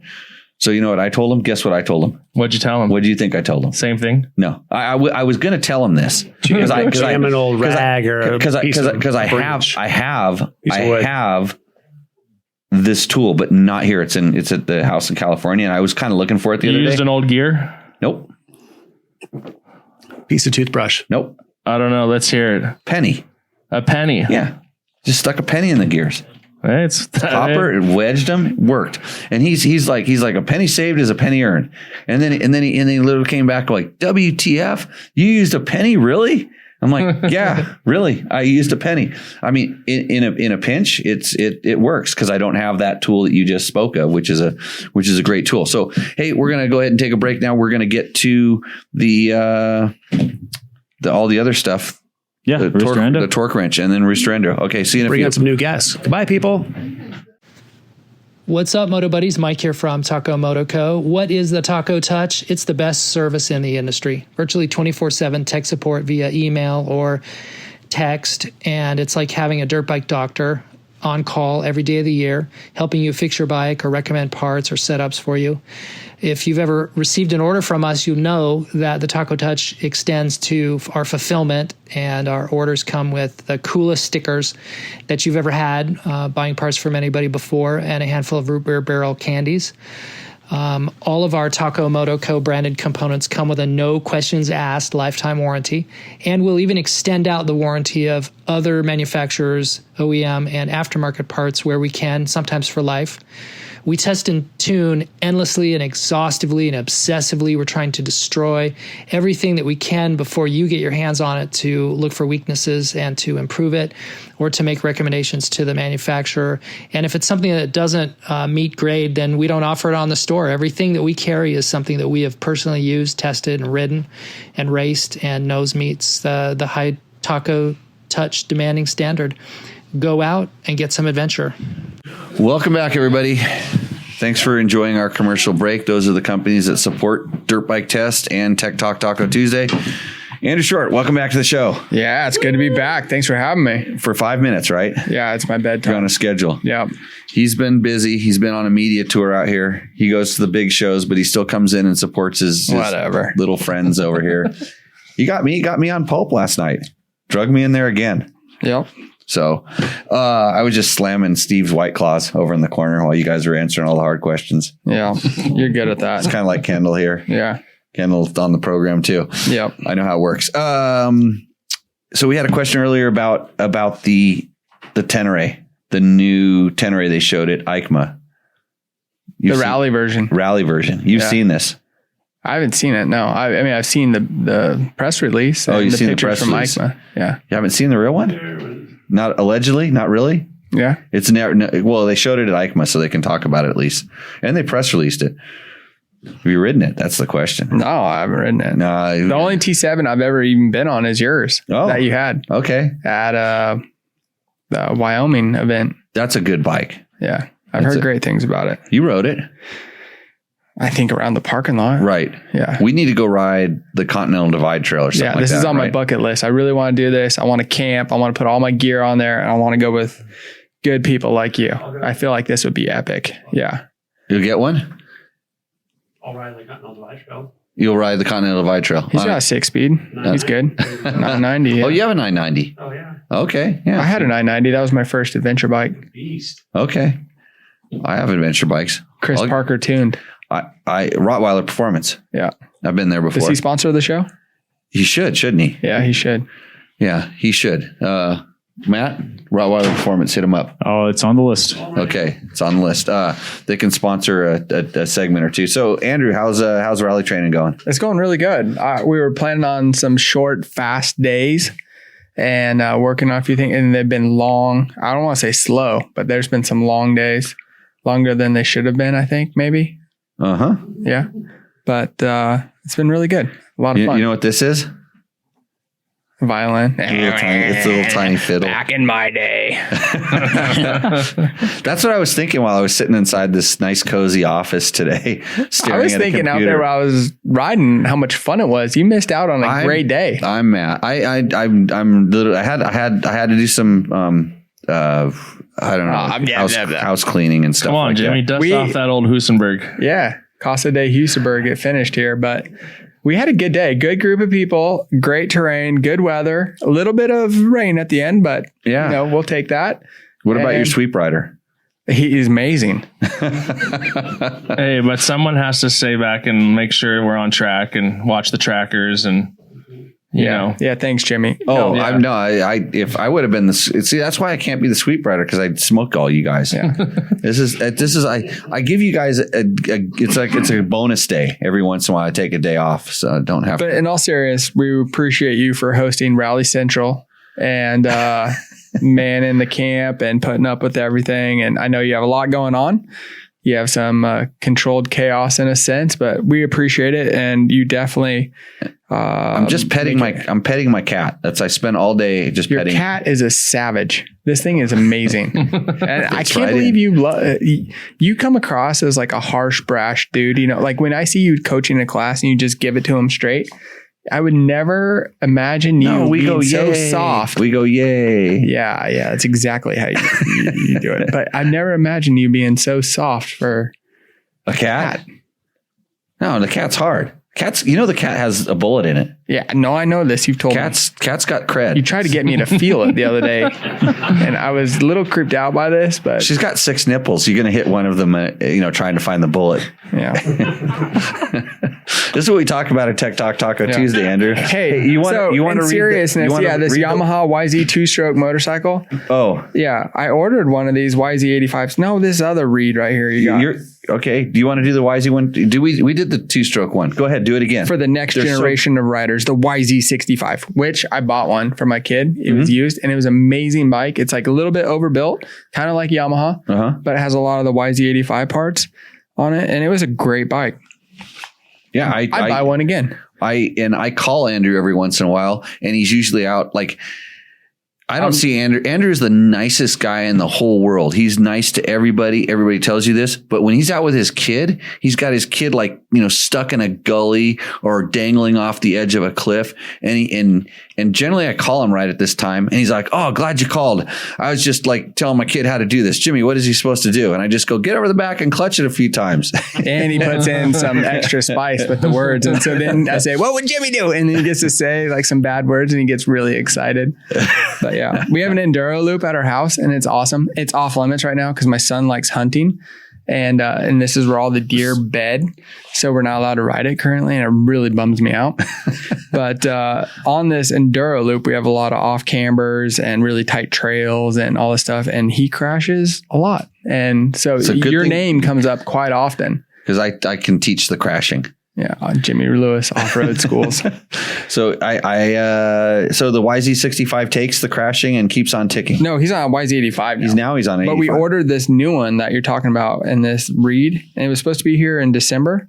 But the whole month of December so far, I've been here at your place, so I haven't called the dealership to see if it's going to arrive. Does he know it's coming? He knows, unfortunately. Yeah.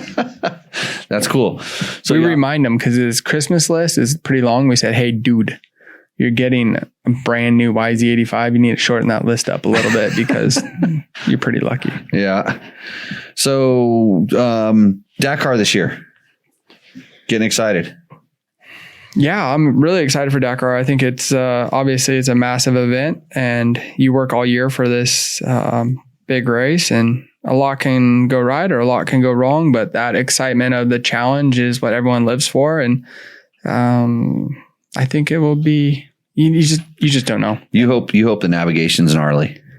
I would like that. But I feel like in Saudi with the sand valleys and just the terrain in general, it's typically in certain areas and certain days, it's really fast. And this is not something that's my specialty I'm super comfortable with. But if I can minimize the losses on these days, I think when it does get tough and there's some navigation, then hopefully I can use this as to come back and get some of that time back and be a strength of mine. So we'll see how it goes. I think if you have some good luck on your side, it's about the last time. couple of years have been some bad luck. Dude, the water just the worst bad. scenario. Yeah, and the year before I had a big crash because I just got a little antsy and I had a blown fork seal and no front brake, and I was on the gas, and I should have been a little smarter and laid up a little bit. And instead I laid on my head on the ground. This is, I think, you all think we have desert, us growing out here in the desert. We think we have some sort of spidey sense or something like this. Because you say that. No, I think that we all hit our heads enough times to where we slowed down and got it back in line. Okay. Yeah. So you're just going through the process. Yeah. Yeah. So it's the process. So you're there. So I have hope. We'll see. Plenty of hope. I think, like I said, I'm not worried when the navigation gets tricky. I think be right there. So Andrew makes a few books out here and tries to stump us all up, and then we tell him his books are no good. Yeah. That's what you do. That's why I don't ride your books, Yeah, you never ride. No, I do. When I'm gone? Yeah. Go practice them. I go practice. I go pre-run them all on like a helicopter or something. Try to make it, easy. Trophy truck style. I don't want to put tracks on them, so I fly them in a helicopter.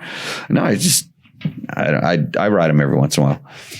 Usually after you guys ride them so I can follow the tracks because I'd get lost. and then laugh. Yeah. So, okay. Do we have any questions in the chat room for Andrew? Yeah. So Brendan Springer Davis, he's got a couple more. He wants to know if there's actually fuel quality control this year, so sure he doesn't get hosed. He's going to be rooting for you guys this year and will be yelling at the TV for the live tracking. The second part of the question, the tracking is actually quite good if you get the app and you can see the segments, and it's pretty interesting if you follow it in this way. But the fuel quality, this is just something that I think there's awareness from ASO and all the promoter, but it's just how it is. And I think you have to be a little bit smart on how you do this. Obviously, I learned my lesson. Also, I think from the sporting end, from our team, I think they're better prepared this year for this, just to handle it. So I don't know. This is how Dakar is. If it's meant to go your way, it goes your way. And if it's not, it's just the nature of the beast. So live and learn. And it definitely wasn't a great situation for me last year, but we'll see. Okay. His second question is, do you change setup between stages at all? No, not so much. I don't. I feel like if it's rally, you need to be pretty average. And I think the easiest thing to change is the rider. So if you can adapt with the terrain and you have a good base setup, I think you should be in the ballpark and make the most of it. Yeah, I don't remember changing my setup that much. Just had a good setup. We had different tanks, so if we went up on tanks, we might go up on springs on something, but wasn't too crazy. When I was at KTM and Husky, we could preload the spring pretty easy on the top of the fork cap. So if I knew I was going to sand, like big dunes or soft sand, I'd always do a full lap on that, and it was pretty easy to load the pressure spring. Or vice versa, if I knew there was going to be fast piece or really rocky, I would go back out, and this would give it some more initial plushness. But that's why I would do it, like refuel or something like that. But with my bike currently, I don't do that. John Jackson wants to know, with Audi going electric this year at Dakar, when do you think the bikes will have an electric class? I'm not super educated on the whole electric thing, but I don't see it with the range. Yeah, it would be the slowest Dakar ever. You estimate right now it's about 100 kilometers. You were saying, or 100 miles? I think you get 100 kilometers on a bike at a half the speed you guys are going now. Yeah, I would guess. With a pretty high battery density, and it's really bad about batteries. The bike doesn't get any lighter when it runs out of power. At least the gas goes down. I mean, your bike's a big difference between full and empty. Yeah, I think. In the future with electric, how they can recover that energy that's going out, if they can recycle that or use that to regenerate it. Yeah. And I think this is going to be the key. And even you look at the Audi project on how they're powering the electric units, and it's, in my opinion, it's not so green, but it's for motorsport. I think it's great, and maybe that technology will be pushed further, and we'll see what Dakar does. It's going to evolve. I mean, it's going to evolve. When it's going to be ready for like long distance, cross country type of stuff. That's a whole different thing. Having to tug a generator out someplace to charge your batteries is a little bit not exactly the goal of it. But even the cars right now have onboard generators to power the electric motor. It's like kind of backwards. Yeah, they have to. So. Okay. Any other? Scott Glimp. Do you find it easier to adapt riding style to rally or to supercross and motocross? For me, it's much more natural to ride motocross and supercross still to this day. And with rally, it's more just, I really just enjoy it and I love it, and it's still new and exciting, and everything's coming at me fast. So that's why I enjoy rally so much, is it's not as natural. And I think this is what gives me the passion and drive to kind of learn and be better at it. Each day I wake up and that's what I think about, not motocross and supercross so much. Yeah, that was Scott Glimp's question. I used to race against him back in the old Best in the Desert days. Robert Covington, is your support truck competing against the other trucks? I think Johnny would know the RV races better than I would, but World Championship. Yeah. But I think they really frown upon this. But the Motorhome World Championships. Well, yeah, that's what they say, right? I don't think they know it exists. They know it exists. Yeah, I know the watering those things up and dumping the tanks is just like craziness. Yeah, I think in the old days the trucks would go on the racetrack, right? Oh. Yeah, like the trash trucks, what they call the trash trucks. So it'd be more of a competition. The whole rally had to move along the course because the course was the best way to get between the bivouacs, and they had what they call the T6 route. And so there was the race course, and then there was a T6 route, which might have gone a couple 100 kilometers out of the way to go around some dunes or used more like established routes. But those were the big giant support trucks. So that's 6 wheels. So T6 stood for 6 wheels instead of 4. And so most of the teams would have a T4 truck, and it could have been like a T4 could have been like an SUV kind of thing, like a Range Rover, or it could have been like one of those big Unamogs. Yeah. It was like the fast support truck, and they would have parts for different things. But it's changed quite a bit now. I still think they have a lot of the same. Like most teams have a parts truck like that on the course to keep you going. Nowadays, like all the support vehicles have a trippy device, which gives you the route that you're supposed to drive, but also gives you the speed limit. And if you break the speed limit, you can receive a fine when you arrive to the bivouac because they scan your support vehicle. Yeah. And if you do it enough, they can actually put a penalty against your rider. Oh. So you're really not racing out there. You're just moving from bivouac to bivouac. Okay. One more from Brendan. During Dakar, is the maintenance mainly routine, or if they have time, or do they do major swaps like motocross? As fresh a bike as possible with time, or is it mainly preventative and fixing any problems? I'd say it's more the latter. Kendall would know this more than anything. I think rest day, they pretty much redo everything, piston and... Yeah, there's certain things that you can't change, and they change these rules from year to year. Can you do a top end this year without penalty? Yeah. Yeah, you can do a top end, but you can't remove the motor out of the chassis. Frame, yeah. They have wires on that. I think they controlled the tires and the wheels last year. Or the wheels... Same this year. You have to choose a brand. They control the tires. They control a couple parts. They control the chassis. They control the engine, the bottom end of the engine. But yeah, I guess everything could be replaced other than those things. Yeah. Okay. Well, Andrew's got to get going. Yes. Got to get up early. Yeah. Yeah. So you like getting up early. When is the plan? You will find out after. Just wake up at your normal time. You'll be fine. Don't beat up my cat. Be nice to my cat. Selma brought me a rat last night. Yeah, big old rat. I think she got the big old rat out of your. I think you exported that thing from Texas because that was everything's bigger in Texas. Yeah, it was a nice big one. It was a little stiff, but it was kind of cold.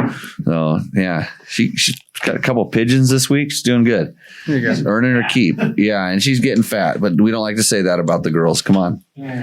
Okay, Kendall, we're going to answer more technical questions here. Did Ricky make it back in, or is he still out there working on his bike? Handlebars.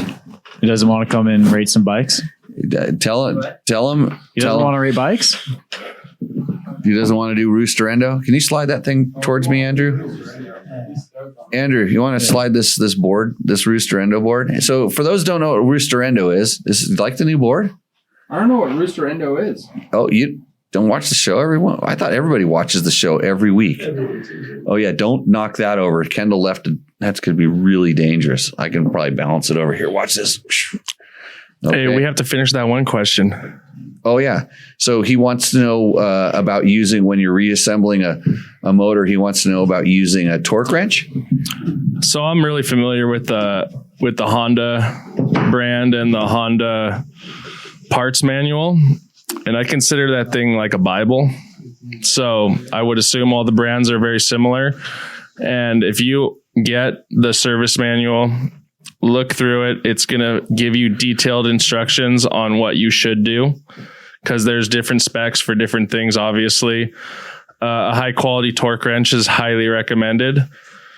Some people got the feel because they've wrenched their whole life, but I recommend a torque wrench. You can't learn the feel without a torque wrench. Yeah, you definitely need a torque wrench, and there's such light torques on certain bolts and stuff that it's just so important to have that. You can literally grab the ratchet in the wrong spot and over torque or under torque it if you don't have the feel. Yeah, and I mean, anyone who works on their bikes knows what it's like to break a bolt off or strip something out. So definitely highly recommended. So the other question was, what about using grease, oil, assembly lube, and thread lock on fasteners? Yeah, and again, the manual is going to specify those things. Like certain parts of the motor require you to put motor oil on it. Yep. And then other ones require a thread lock, and they'll tell you what type of thread lock to use. Yeah. And Honda has three different colors. Yeah, they have kinds. Yeah, the Honda line has 3 different colors. You're right. And so it's funny because I actually, a lot of times in this show, somebody will ask me a question about something specific, and I'll say, well, the best thing you can do is read your owner's manual. And then I go into, but you can stick a penny between the gears and, get the job done. So there's different ways of doing things, but there's always the best way, the proper way, the right way. And you, especially coming from having a background as being a factory mechanic and knowing how to do it at the top level, as well as knowing how to do it when you're out in your, what was the name of this, your saga down in Baja? What was it called? Flip-flops and Chasing Summer. Chasing Summer. Somebody asked about that. You have a way of fixing bikes on Chasing Summer. Yeah, I mean, being an off-road racer, you're gonna inquire, or you're gonna have the whole MacGyver thing go down, where you've got to just make something out of nothing. But I definitely, if you're enthusiastic on working on your own bike and don't want to go to the shop, definitely get yourself a service manual, which is different than the owner's manual that the bike comes with. Yeah, owner's manual tells you how to start it. Yeah, the service manual is a lot more detail on every bolt, nut, and part of the bike. And so, yeah, go pick yourself up one of those and start learning. Yeah, and I see people do a lot of weird things, like they put silicone on bolts to use it as like a thread, thread lock, and different, putting assembly lube on parts that you probably shouldn't have assembly lube on, and not understanding you to put, I've seen them pack it all over a cam in a motor where that oil is going to end up in the clutch, and then it's like, not the best thing, so understand. Yeah, and I think the person was asking about assembly lube. I mean, assembling an engine, just use like engine oil for the basics. Will get you by. But yeah, it's important to lube everything when you're assembling an engine. Yep. So Kevy, that's Kendall's advice and mine as well. Hey Logan, you come over here and help us with the rooster endos, because I don't think Kendall knows how this works. I'm pretty sure he's going to have a valid opinion on most of this stuff. Mm-hmm. Ray Harrison wants to know, please talk a little bit about the smart carb. Back in the day, I ran Electron in place of the stock Bings on my air-cooled KTMs. He's dating himself. These smart carbs look similar. I think they do look similar. I've had run Electrons before, and I have run smart carbs before. So it's essentially it's a car. So the smart carb is a carburetor that does all of its adjustments through mostly through external adjustments. A lot of it's done through the needle. So you can, they have a way where you can adjust the needle externally. And then there's I'm pretty sure on some of them now you can adjust the main jet through the side of the carburetor. So externally, they kind of come, for most bikes, I'm pretty sure they come kind of set, kind of at a base setting, but it's easy to tune them. My experience in riding them is that they are very smooth. Like you lose some of the hit that more so a Mikuni would have, but to a lesser extent the Kian would have. And if they're all properly jetted, I would suspect that they're all going to put out the equal same amount of power. If you like, and it's not smooth like fuel injection, and I'm not sure I'm not sure why. I think it's because it's a carburetor and it's kind of analog, where the fuel injection seems to be a little bit more precise. But it's just it.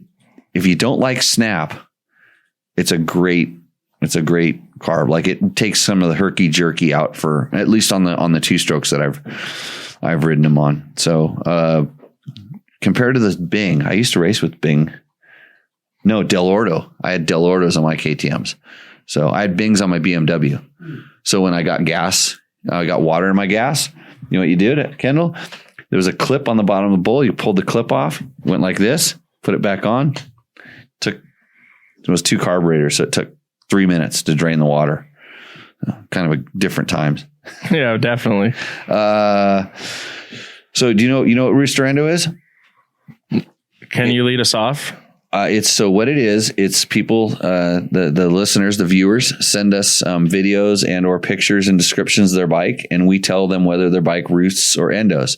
So the way you judge this is, I don't know if you could see on this side, but over here, there's a Honda 3-wheeler.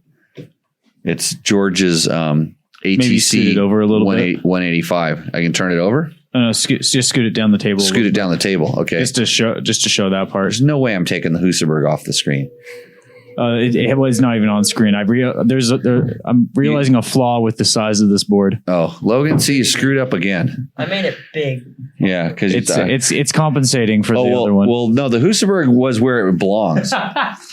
So there's this. This is the endo. It's like George sent this in. He said, "This is my favorite ride. It's a Honda big red ATC 185,"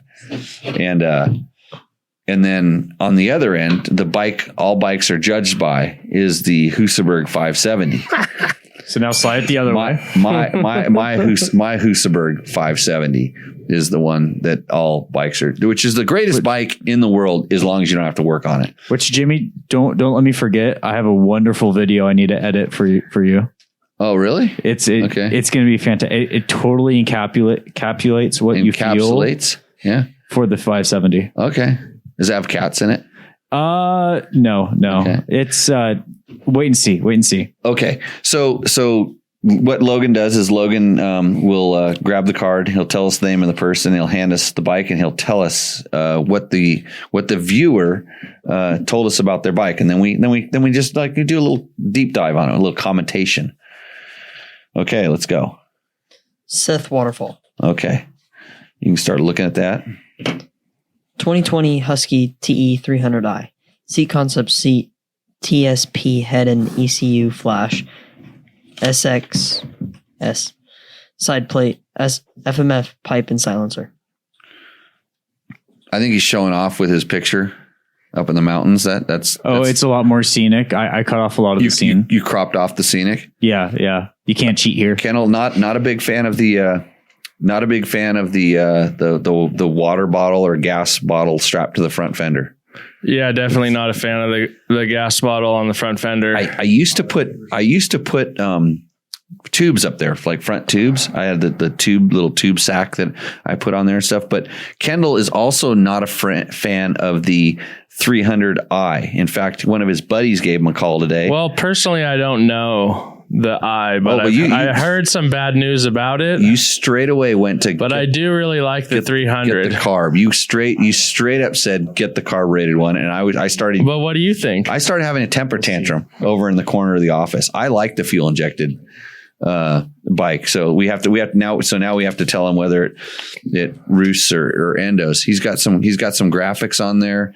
He's got a lot. Did he say he had a cylinder head, and what did he have on that thing? A cylinder head and an ECU flash. Like, where did he get his ECU flash? Like, is it just the updated TSP? TSP, 2-stroke performance. I think that's what it's called. Yeah. Yeah. Let's give this guy the roost. Just go get a big tank. A big tank. Yeah. Get more gas fuel capacity, and you get a roost. So, but right now he's got. Oh, because then he wouldn't have to carry the front tank. Think on the tank. Yeah, the front bottle might make you endo. So it could be an endo right now. But it's more in the middle of it. I think he's doing great. Look at the bike in the mountains. Oh, don't worry. We're going to get more of these things. You can go anywhere you want with these. So, okay. We're going to put them right in the middle. This is the middle of the line. So now we have something to put it down lower. Yeah. Okay. Why is that? So it sticks? Okay. Ryan Ward. 2017 YZ250X. Pro Circuit pipe silencer, Cycro Pro bend handguards, tubeless. Really needs e-start. Oh, it does. It really does need e-start. He didn't wash this thing before he shot the picture, but maybe he was out on the trail. And it looks like it's stretched out, doesn't it? Mm-hmm. But it's a Blue Crew. It's Yamaha. Yamaha sponsors this show. So you know how the dirt's organic. The dirt's organic. It's not fake dirt. Yeah, well, let's get that guy a roost. Because Yamaha sponsors the show, brought to you by Yamaha. I mean, that's a nice bike. It is a good bike, but he has to kickstart it. I mean, the guy in the KTM doesn't have to kickstart his. So, and I'm not a big fan of kickstarting, but it is the X, and he's riding off road, and he's got handguards on it, and it is a good bike. So yeah, it's going to roost. And it doesn't have any crazy ECU flashing or something. You don't need to do that on the Yamahas. See, Logan's not happy with your taping right now. He's gonna just start on the next one. You can fix it when we're debating. Timo Shark Start. What? Oh, what? Give me the name. What? Timo Stark. Timo Stark. Sounds like a superhero or something like that. 17 KTM 300 XCW. You know what that has? You know what that has on it? Carburetor. Carburetor. Yeah. Moto Lab suspension revalve, stock exhaust, Moto minded mount with Baja Designs, Pro Light, radiator braces, lots of plastic guards, tubeless front and rear with Senko 520 DC and 216 fatty. Keen 36 SWAT. Kaheen. Uh-huh. Oh, so you got rid of the Mikuni and put the Keen on it. That's a good yeah, swap. So that was we got a lot of roosts, but his fatty pipe looks like it's kind of he went with the good carburetor. Yep. And he has a carburetor. The only thing, I hope you ride alone, because those tubeless, when you get a tire puncture, you're out of the game and you're holding up all of your buddies. So think twice before you install tubeless, unless you like being alone. You know Mojave Bob over there? He's a full tubeless guy. So you're going with. Well, I mean, you're going with Endo. Maybe it just everyone has different life experiences, but I always put giant gashes through my tire, and then you're kind of with a Moose. I'm still rolling. Right. I run Mooses now. Yeah. Oh, so he changed from tubeless. For this reason, probably. Right. He doesn't have a front disc guard on it. That's good. I'm liking that.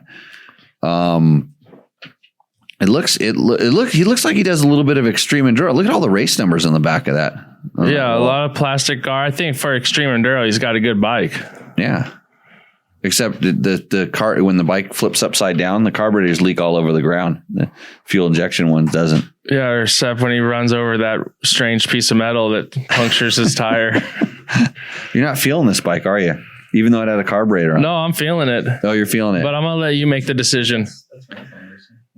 I think I like the fact that he changed the carburetor. I'm going to give him a roost.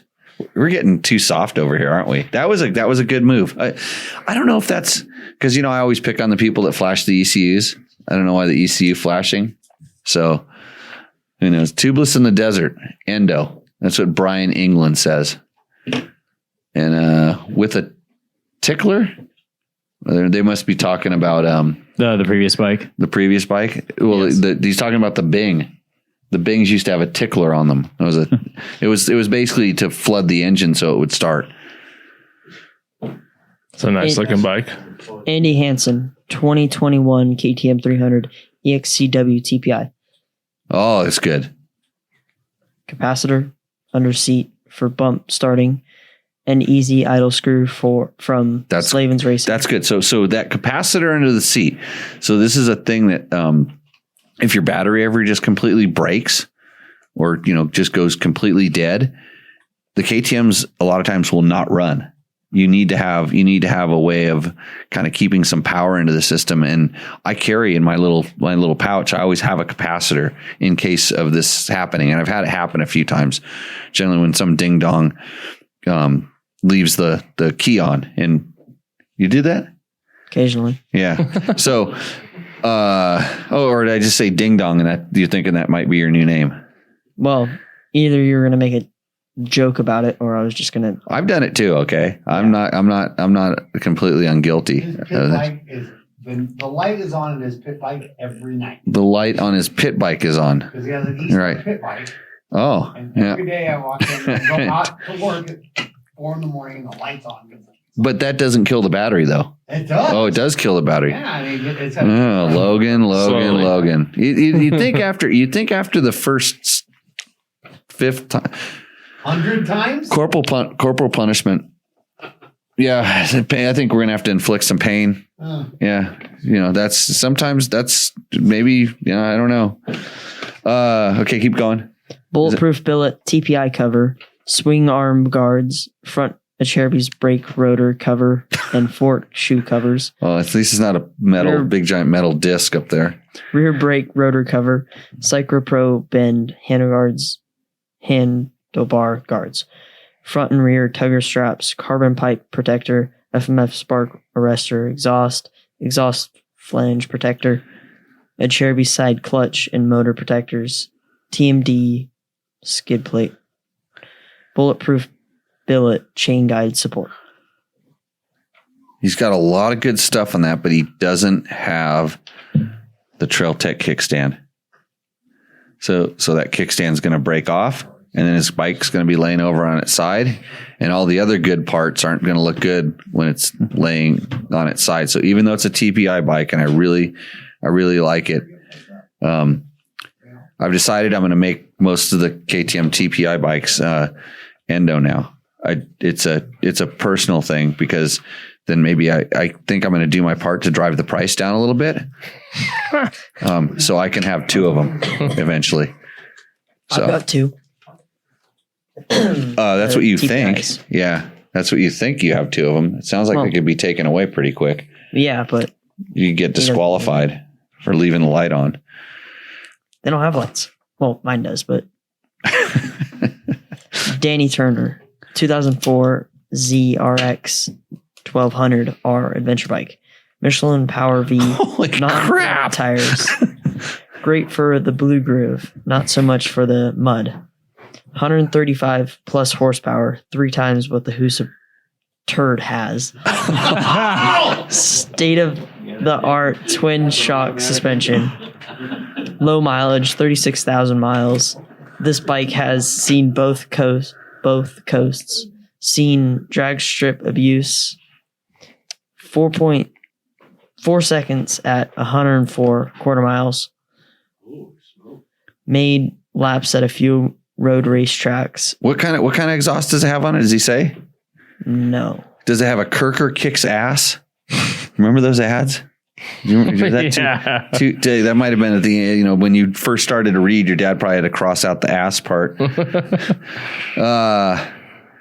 Well, this thing is going to set a new standard here on the thing because you got to balance out the Husa turd on the other end there with the spot. So it's going to give George's bike a little bit of company down here. Oh no, it's off the screen. It's really off the screen. Well, that's okay. Yeah. How fast did it go? I'll drag race him. You bring that thing. You bring 7 seconds. You bring that thing out here to Nevada. We'll go to my dirt drag strip and we'll do a little drag race. Just as is, just as pictured. I'll take the Husaberg pictured like that, and you take yours pictured like no bumps, straight up drag race in the dirt. Husa turtle, kill it. You don't say that about my bike. Okay, is that it?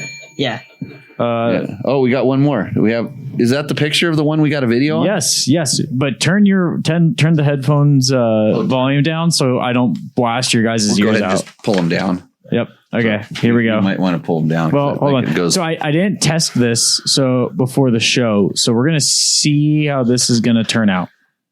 This is one of Ricky's buddies. What's up, dirt bike test, guys? Hold on. We have issues. What's up, dirt bike test, guys? Is it high speed? 1 second. No, that's right. TikTok filter. I need to go in studio mode here. 1 second. We can. This is great trying to fix podcasting it. here. Okay, you know what? We're gonna fix it. Are we saving this one for next week? No, we can get this fixed. We can get this fixed. I'm not too worried. I don't know if there's going to be a show next week. Depends on where we're at on Tuesday. I could call in. I can call into this show. I don't even need to be here. Remember when we did the Glamis one at Glamis? The live show. Yeah, we might be there. Anywhere, everywhere. I know how to do that. It would just actually, I'll have to send it into Matt, and he'll have to put it on the platforms because we have 2 people that watch us on Grindr or wherever we're broadcasting. When it's dark at 5, we got to have something to do. Right. All right. This should be good to go now. Okay, here we go. What's up, dirt bike test, guys? Roost and Indo. Sorry, there's a flyer right there for you for this week. It's my very first dirt bike. It's a 1979 RM50. It's got some sentimental value since first bike, So I restored it when I was 18, and it kind of just sits here, makes it look pretty on the shelf. Nothing too crazy about it. It's my first bike, so didn't do too much. Pretty good. Ricky, don't you have better things to do than harass me about Roost and Indo? How about you, go wrestle around a freaking 9,000-pound motorcycle all day? Would you? Instead of harassing me about sending something in, All right, love you guys. Bye. Hey, respect. Setting new standards. So I think his video is backwards because it's number 6 on the bike there. Is that how those filters work? They backwards everything? No, it's just you just switch it. It takes the lips and it's like right. I like that it says he shot it down low. It says free underneath his table here. Where he was shooting that video, it says free. And that's backwards, yeah. Yeah. Hold on, I'm getting the picture for the chat here. Right. There we go. For the chat, there's the picture. So I remember when I was a kid, and there was another kid that had one of these, and they had a YZ50 also. So there was this, and then the Yamaha was a little bit newer. What year is it? Man, I think the YZ60 was at 1980, and I don't remember. Did he say what year this was?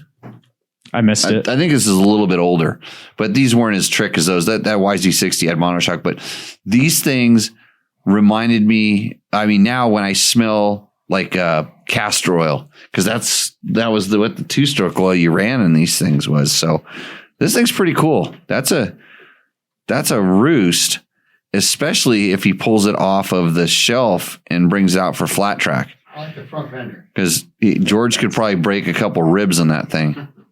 That thing's probably pretty wicked compared to the mighty 50 that took him out the last time at the flat track. So we'll tape that up on the Roost. Yeah, definitely a Roost. Yeah.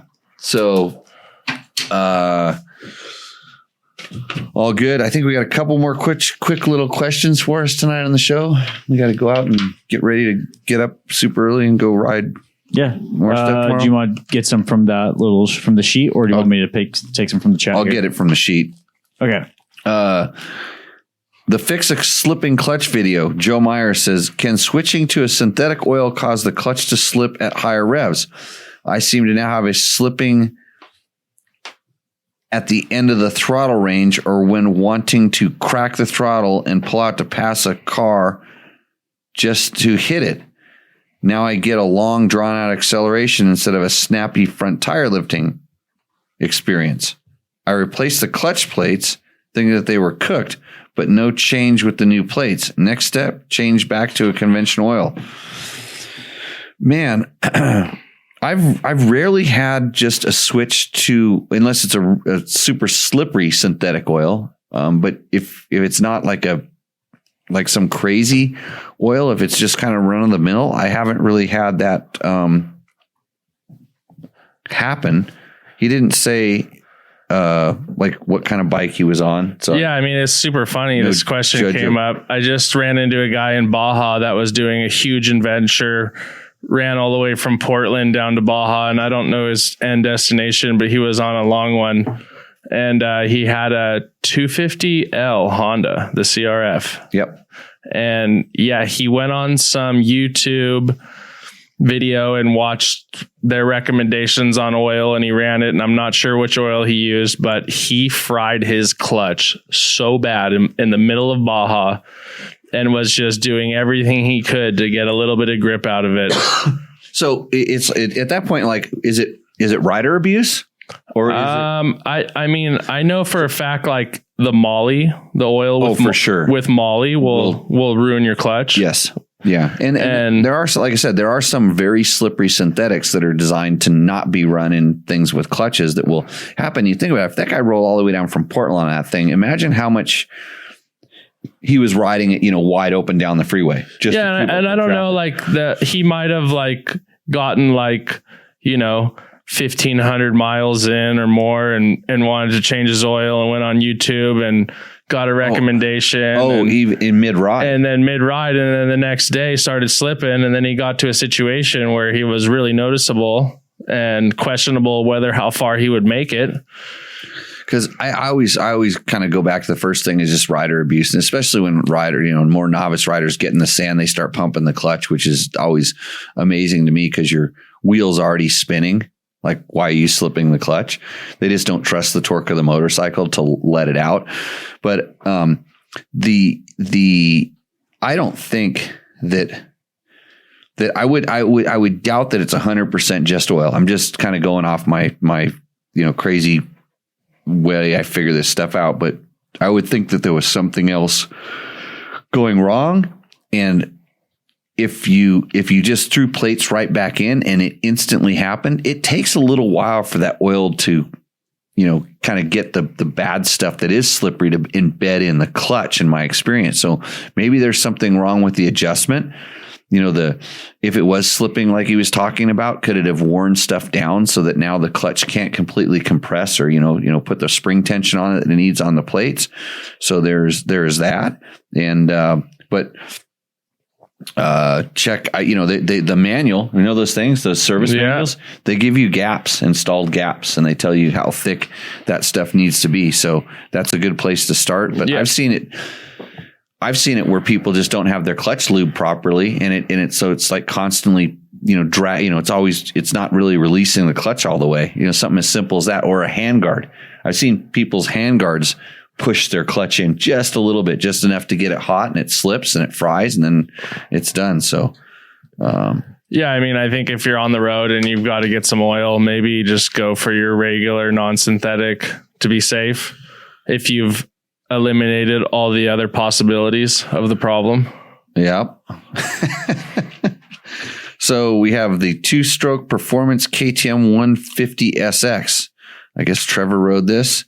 Ryan Nitzen says, very cool. Love seeing Trevor in front of the camera. I don't think Ryan and Trevor are dating right now, but that was nice of him to say that. Yeah. And then on our video, first laps on the YZ250, Paul Hetherington says, almost all vids at this track is fraudulent, native laws, and cannot jump 90 degrees off them tabletops. Matt, have you ever seen a robot reply to one of our videos before? Oh, yeah. A bot? This was the second. There was another comment. There was just as robotic, but this one was the better one. Right. This was a very angry robot. Paul Heatherton, you need to change your password because you've got a robot replying to our videos. So have a nice night. Yeah. Yep. It's probably deducting money out of your bank account right now too. So welcome to the internet. Again, I'd like to thank all of our sponsors: Yamaha, Scott Sports, Climb, DDC, Trail Tech, Taco Moto, Bulletproof Designs, Kendall Norman, JCR, Ricky Brabeck. Who else? George. Andrew. Is George giving you money? Jim. He gave you money. Yeah, he paid for 10 Mojave shows. Bob. Oh, he paid for 10 shows? Yeah, Did he hand me cash? Yeah. And it just went right into my pocket and disappeared. Yes. Whew. Yeah, Andrew Short was on the show. It was nice to have Andrew. Ricky ditched us, like he said. That was good. He was very much looking forward to Rooster Endo. I'm surprised he left. Yeah, he's got work to do. It's it's rally life. It's late nights, early mornings, cold, heat, bruises, Jimmy bitching and complaining about everything. No food. I never give you guys food. What do you guys eat? Like in the morning? Oatmeal. Oh, really? Yeah. Yeah, we had some oatmeal. Date shakes. Yeah. If you eat a date shake in the afternoon, you don't need to eat in the morning, I don't think. So, yeah, Kendall, thanks for coming on and helping us. Maybe when I'm absent, you can come in and answer the tech questions. So I think you got a grasp on this stuff. Yeah, thank you. It was my pleasure. Wide range of experience here. Okay. Thanks for everybody in the chat room for sticking around with us. Thanks for everybody that's listening. By the way, you can watch this live on YouTube and on Facebook at 7:00 every Tuesday night. You can, that's Pacific time. That's like out here in the West. You can follow us on all the different platforms. If you want to submit a question, submit it on one of the videos or post on one of our Facebook posts. We kind of ask for questions usually on Tuesday afternoon. If you have a question that you can't get a better answer someplace else, because you can also go shopping for answers and see how that works out for you. You can also email your questions to matt@jimmylewisoffroad.com. Also send your Rooster Endo or just tech question clips to me as well. And if you need riding lessons, Matt can help you out with riding lessons too, especially if you're a beginner. Yes. He's going to have beginner rider classes out here pretty soon. I mean, he does them privately, but he's going to do group lessons real soon. Right, Matt? Yep. Starting this Sunday. Yep. Yeah. Okay. How'd you know? And I do want to thank everyone who's been listening tonight. We set a record for peak live viewership. Oh, yeah. We hit 90 live viewers. It might have been more too, but what did they do? Did COVID close everything down and lock everybody in their house again? Well, I think they all came for Paul. Oh, right. Yeah, he was the big pull. Okay, Paul gets to be the host of the show next week. So, okay, everybody, thanks a lot. We're going to see you. We will see you out in the trail. Cheers.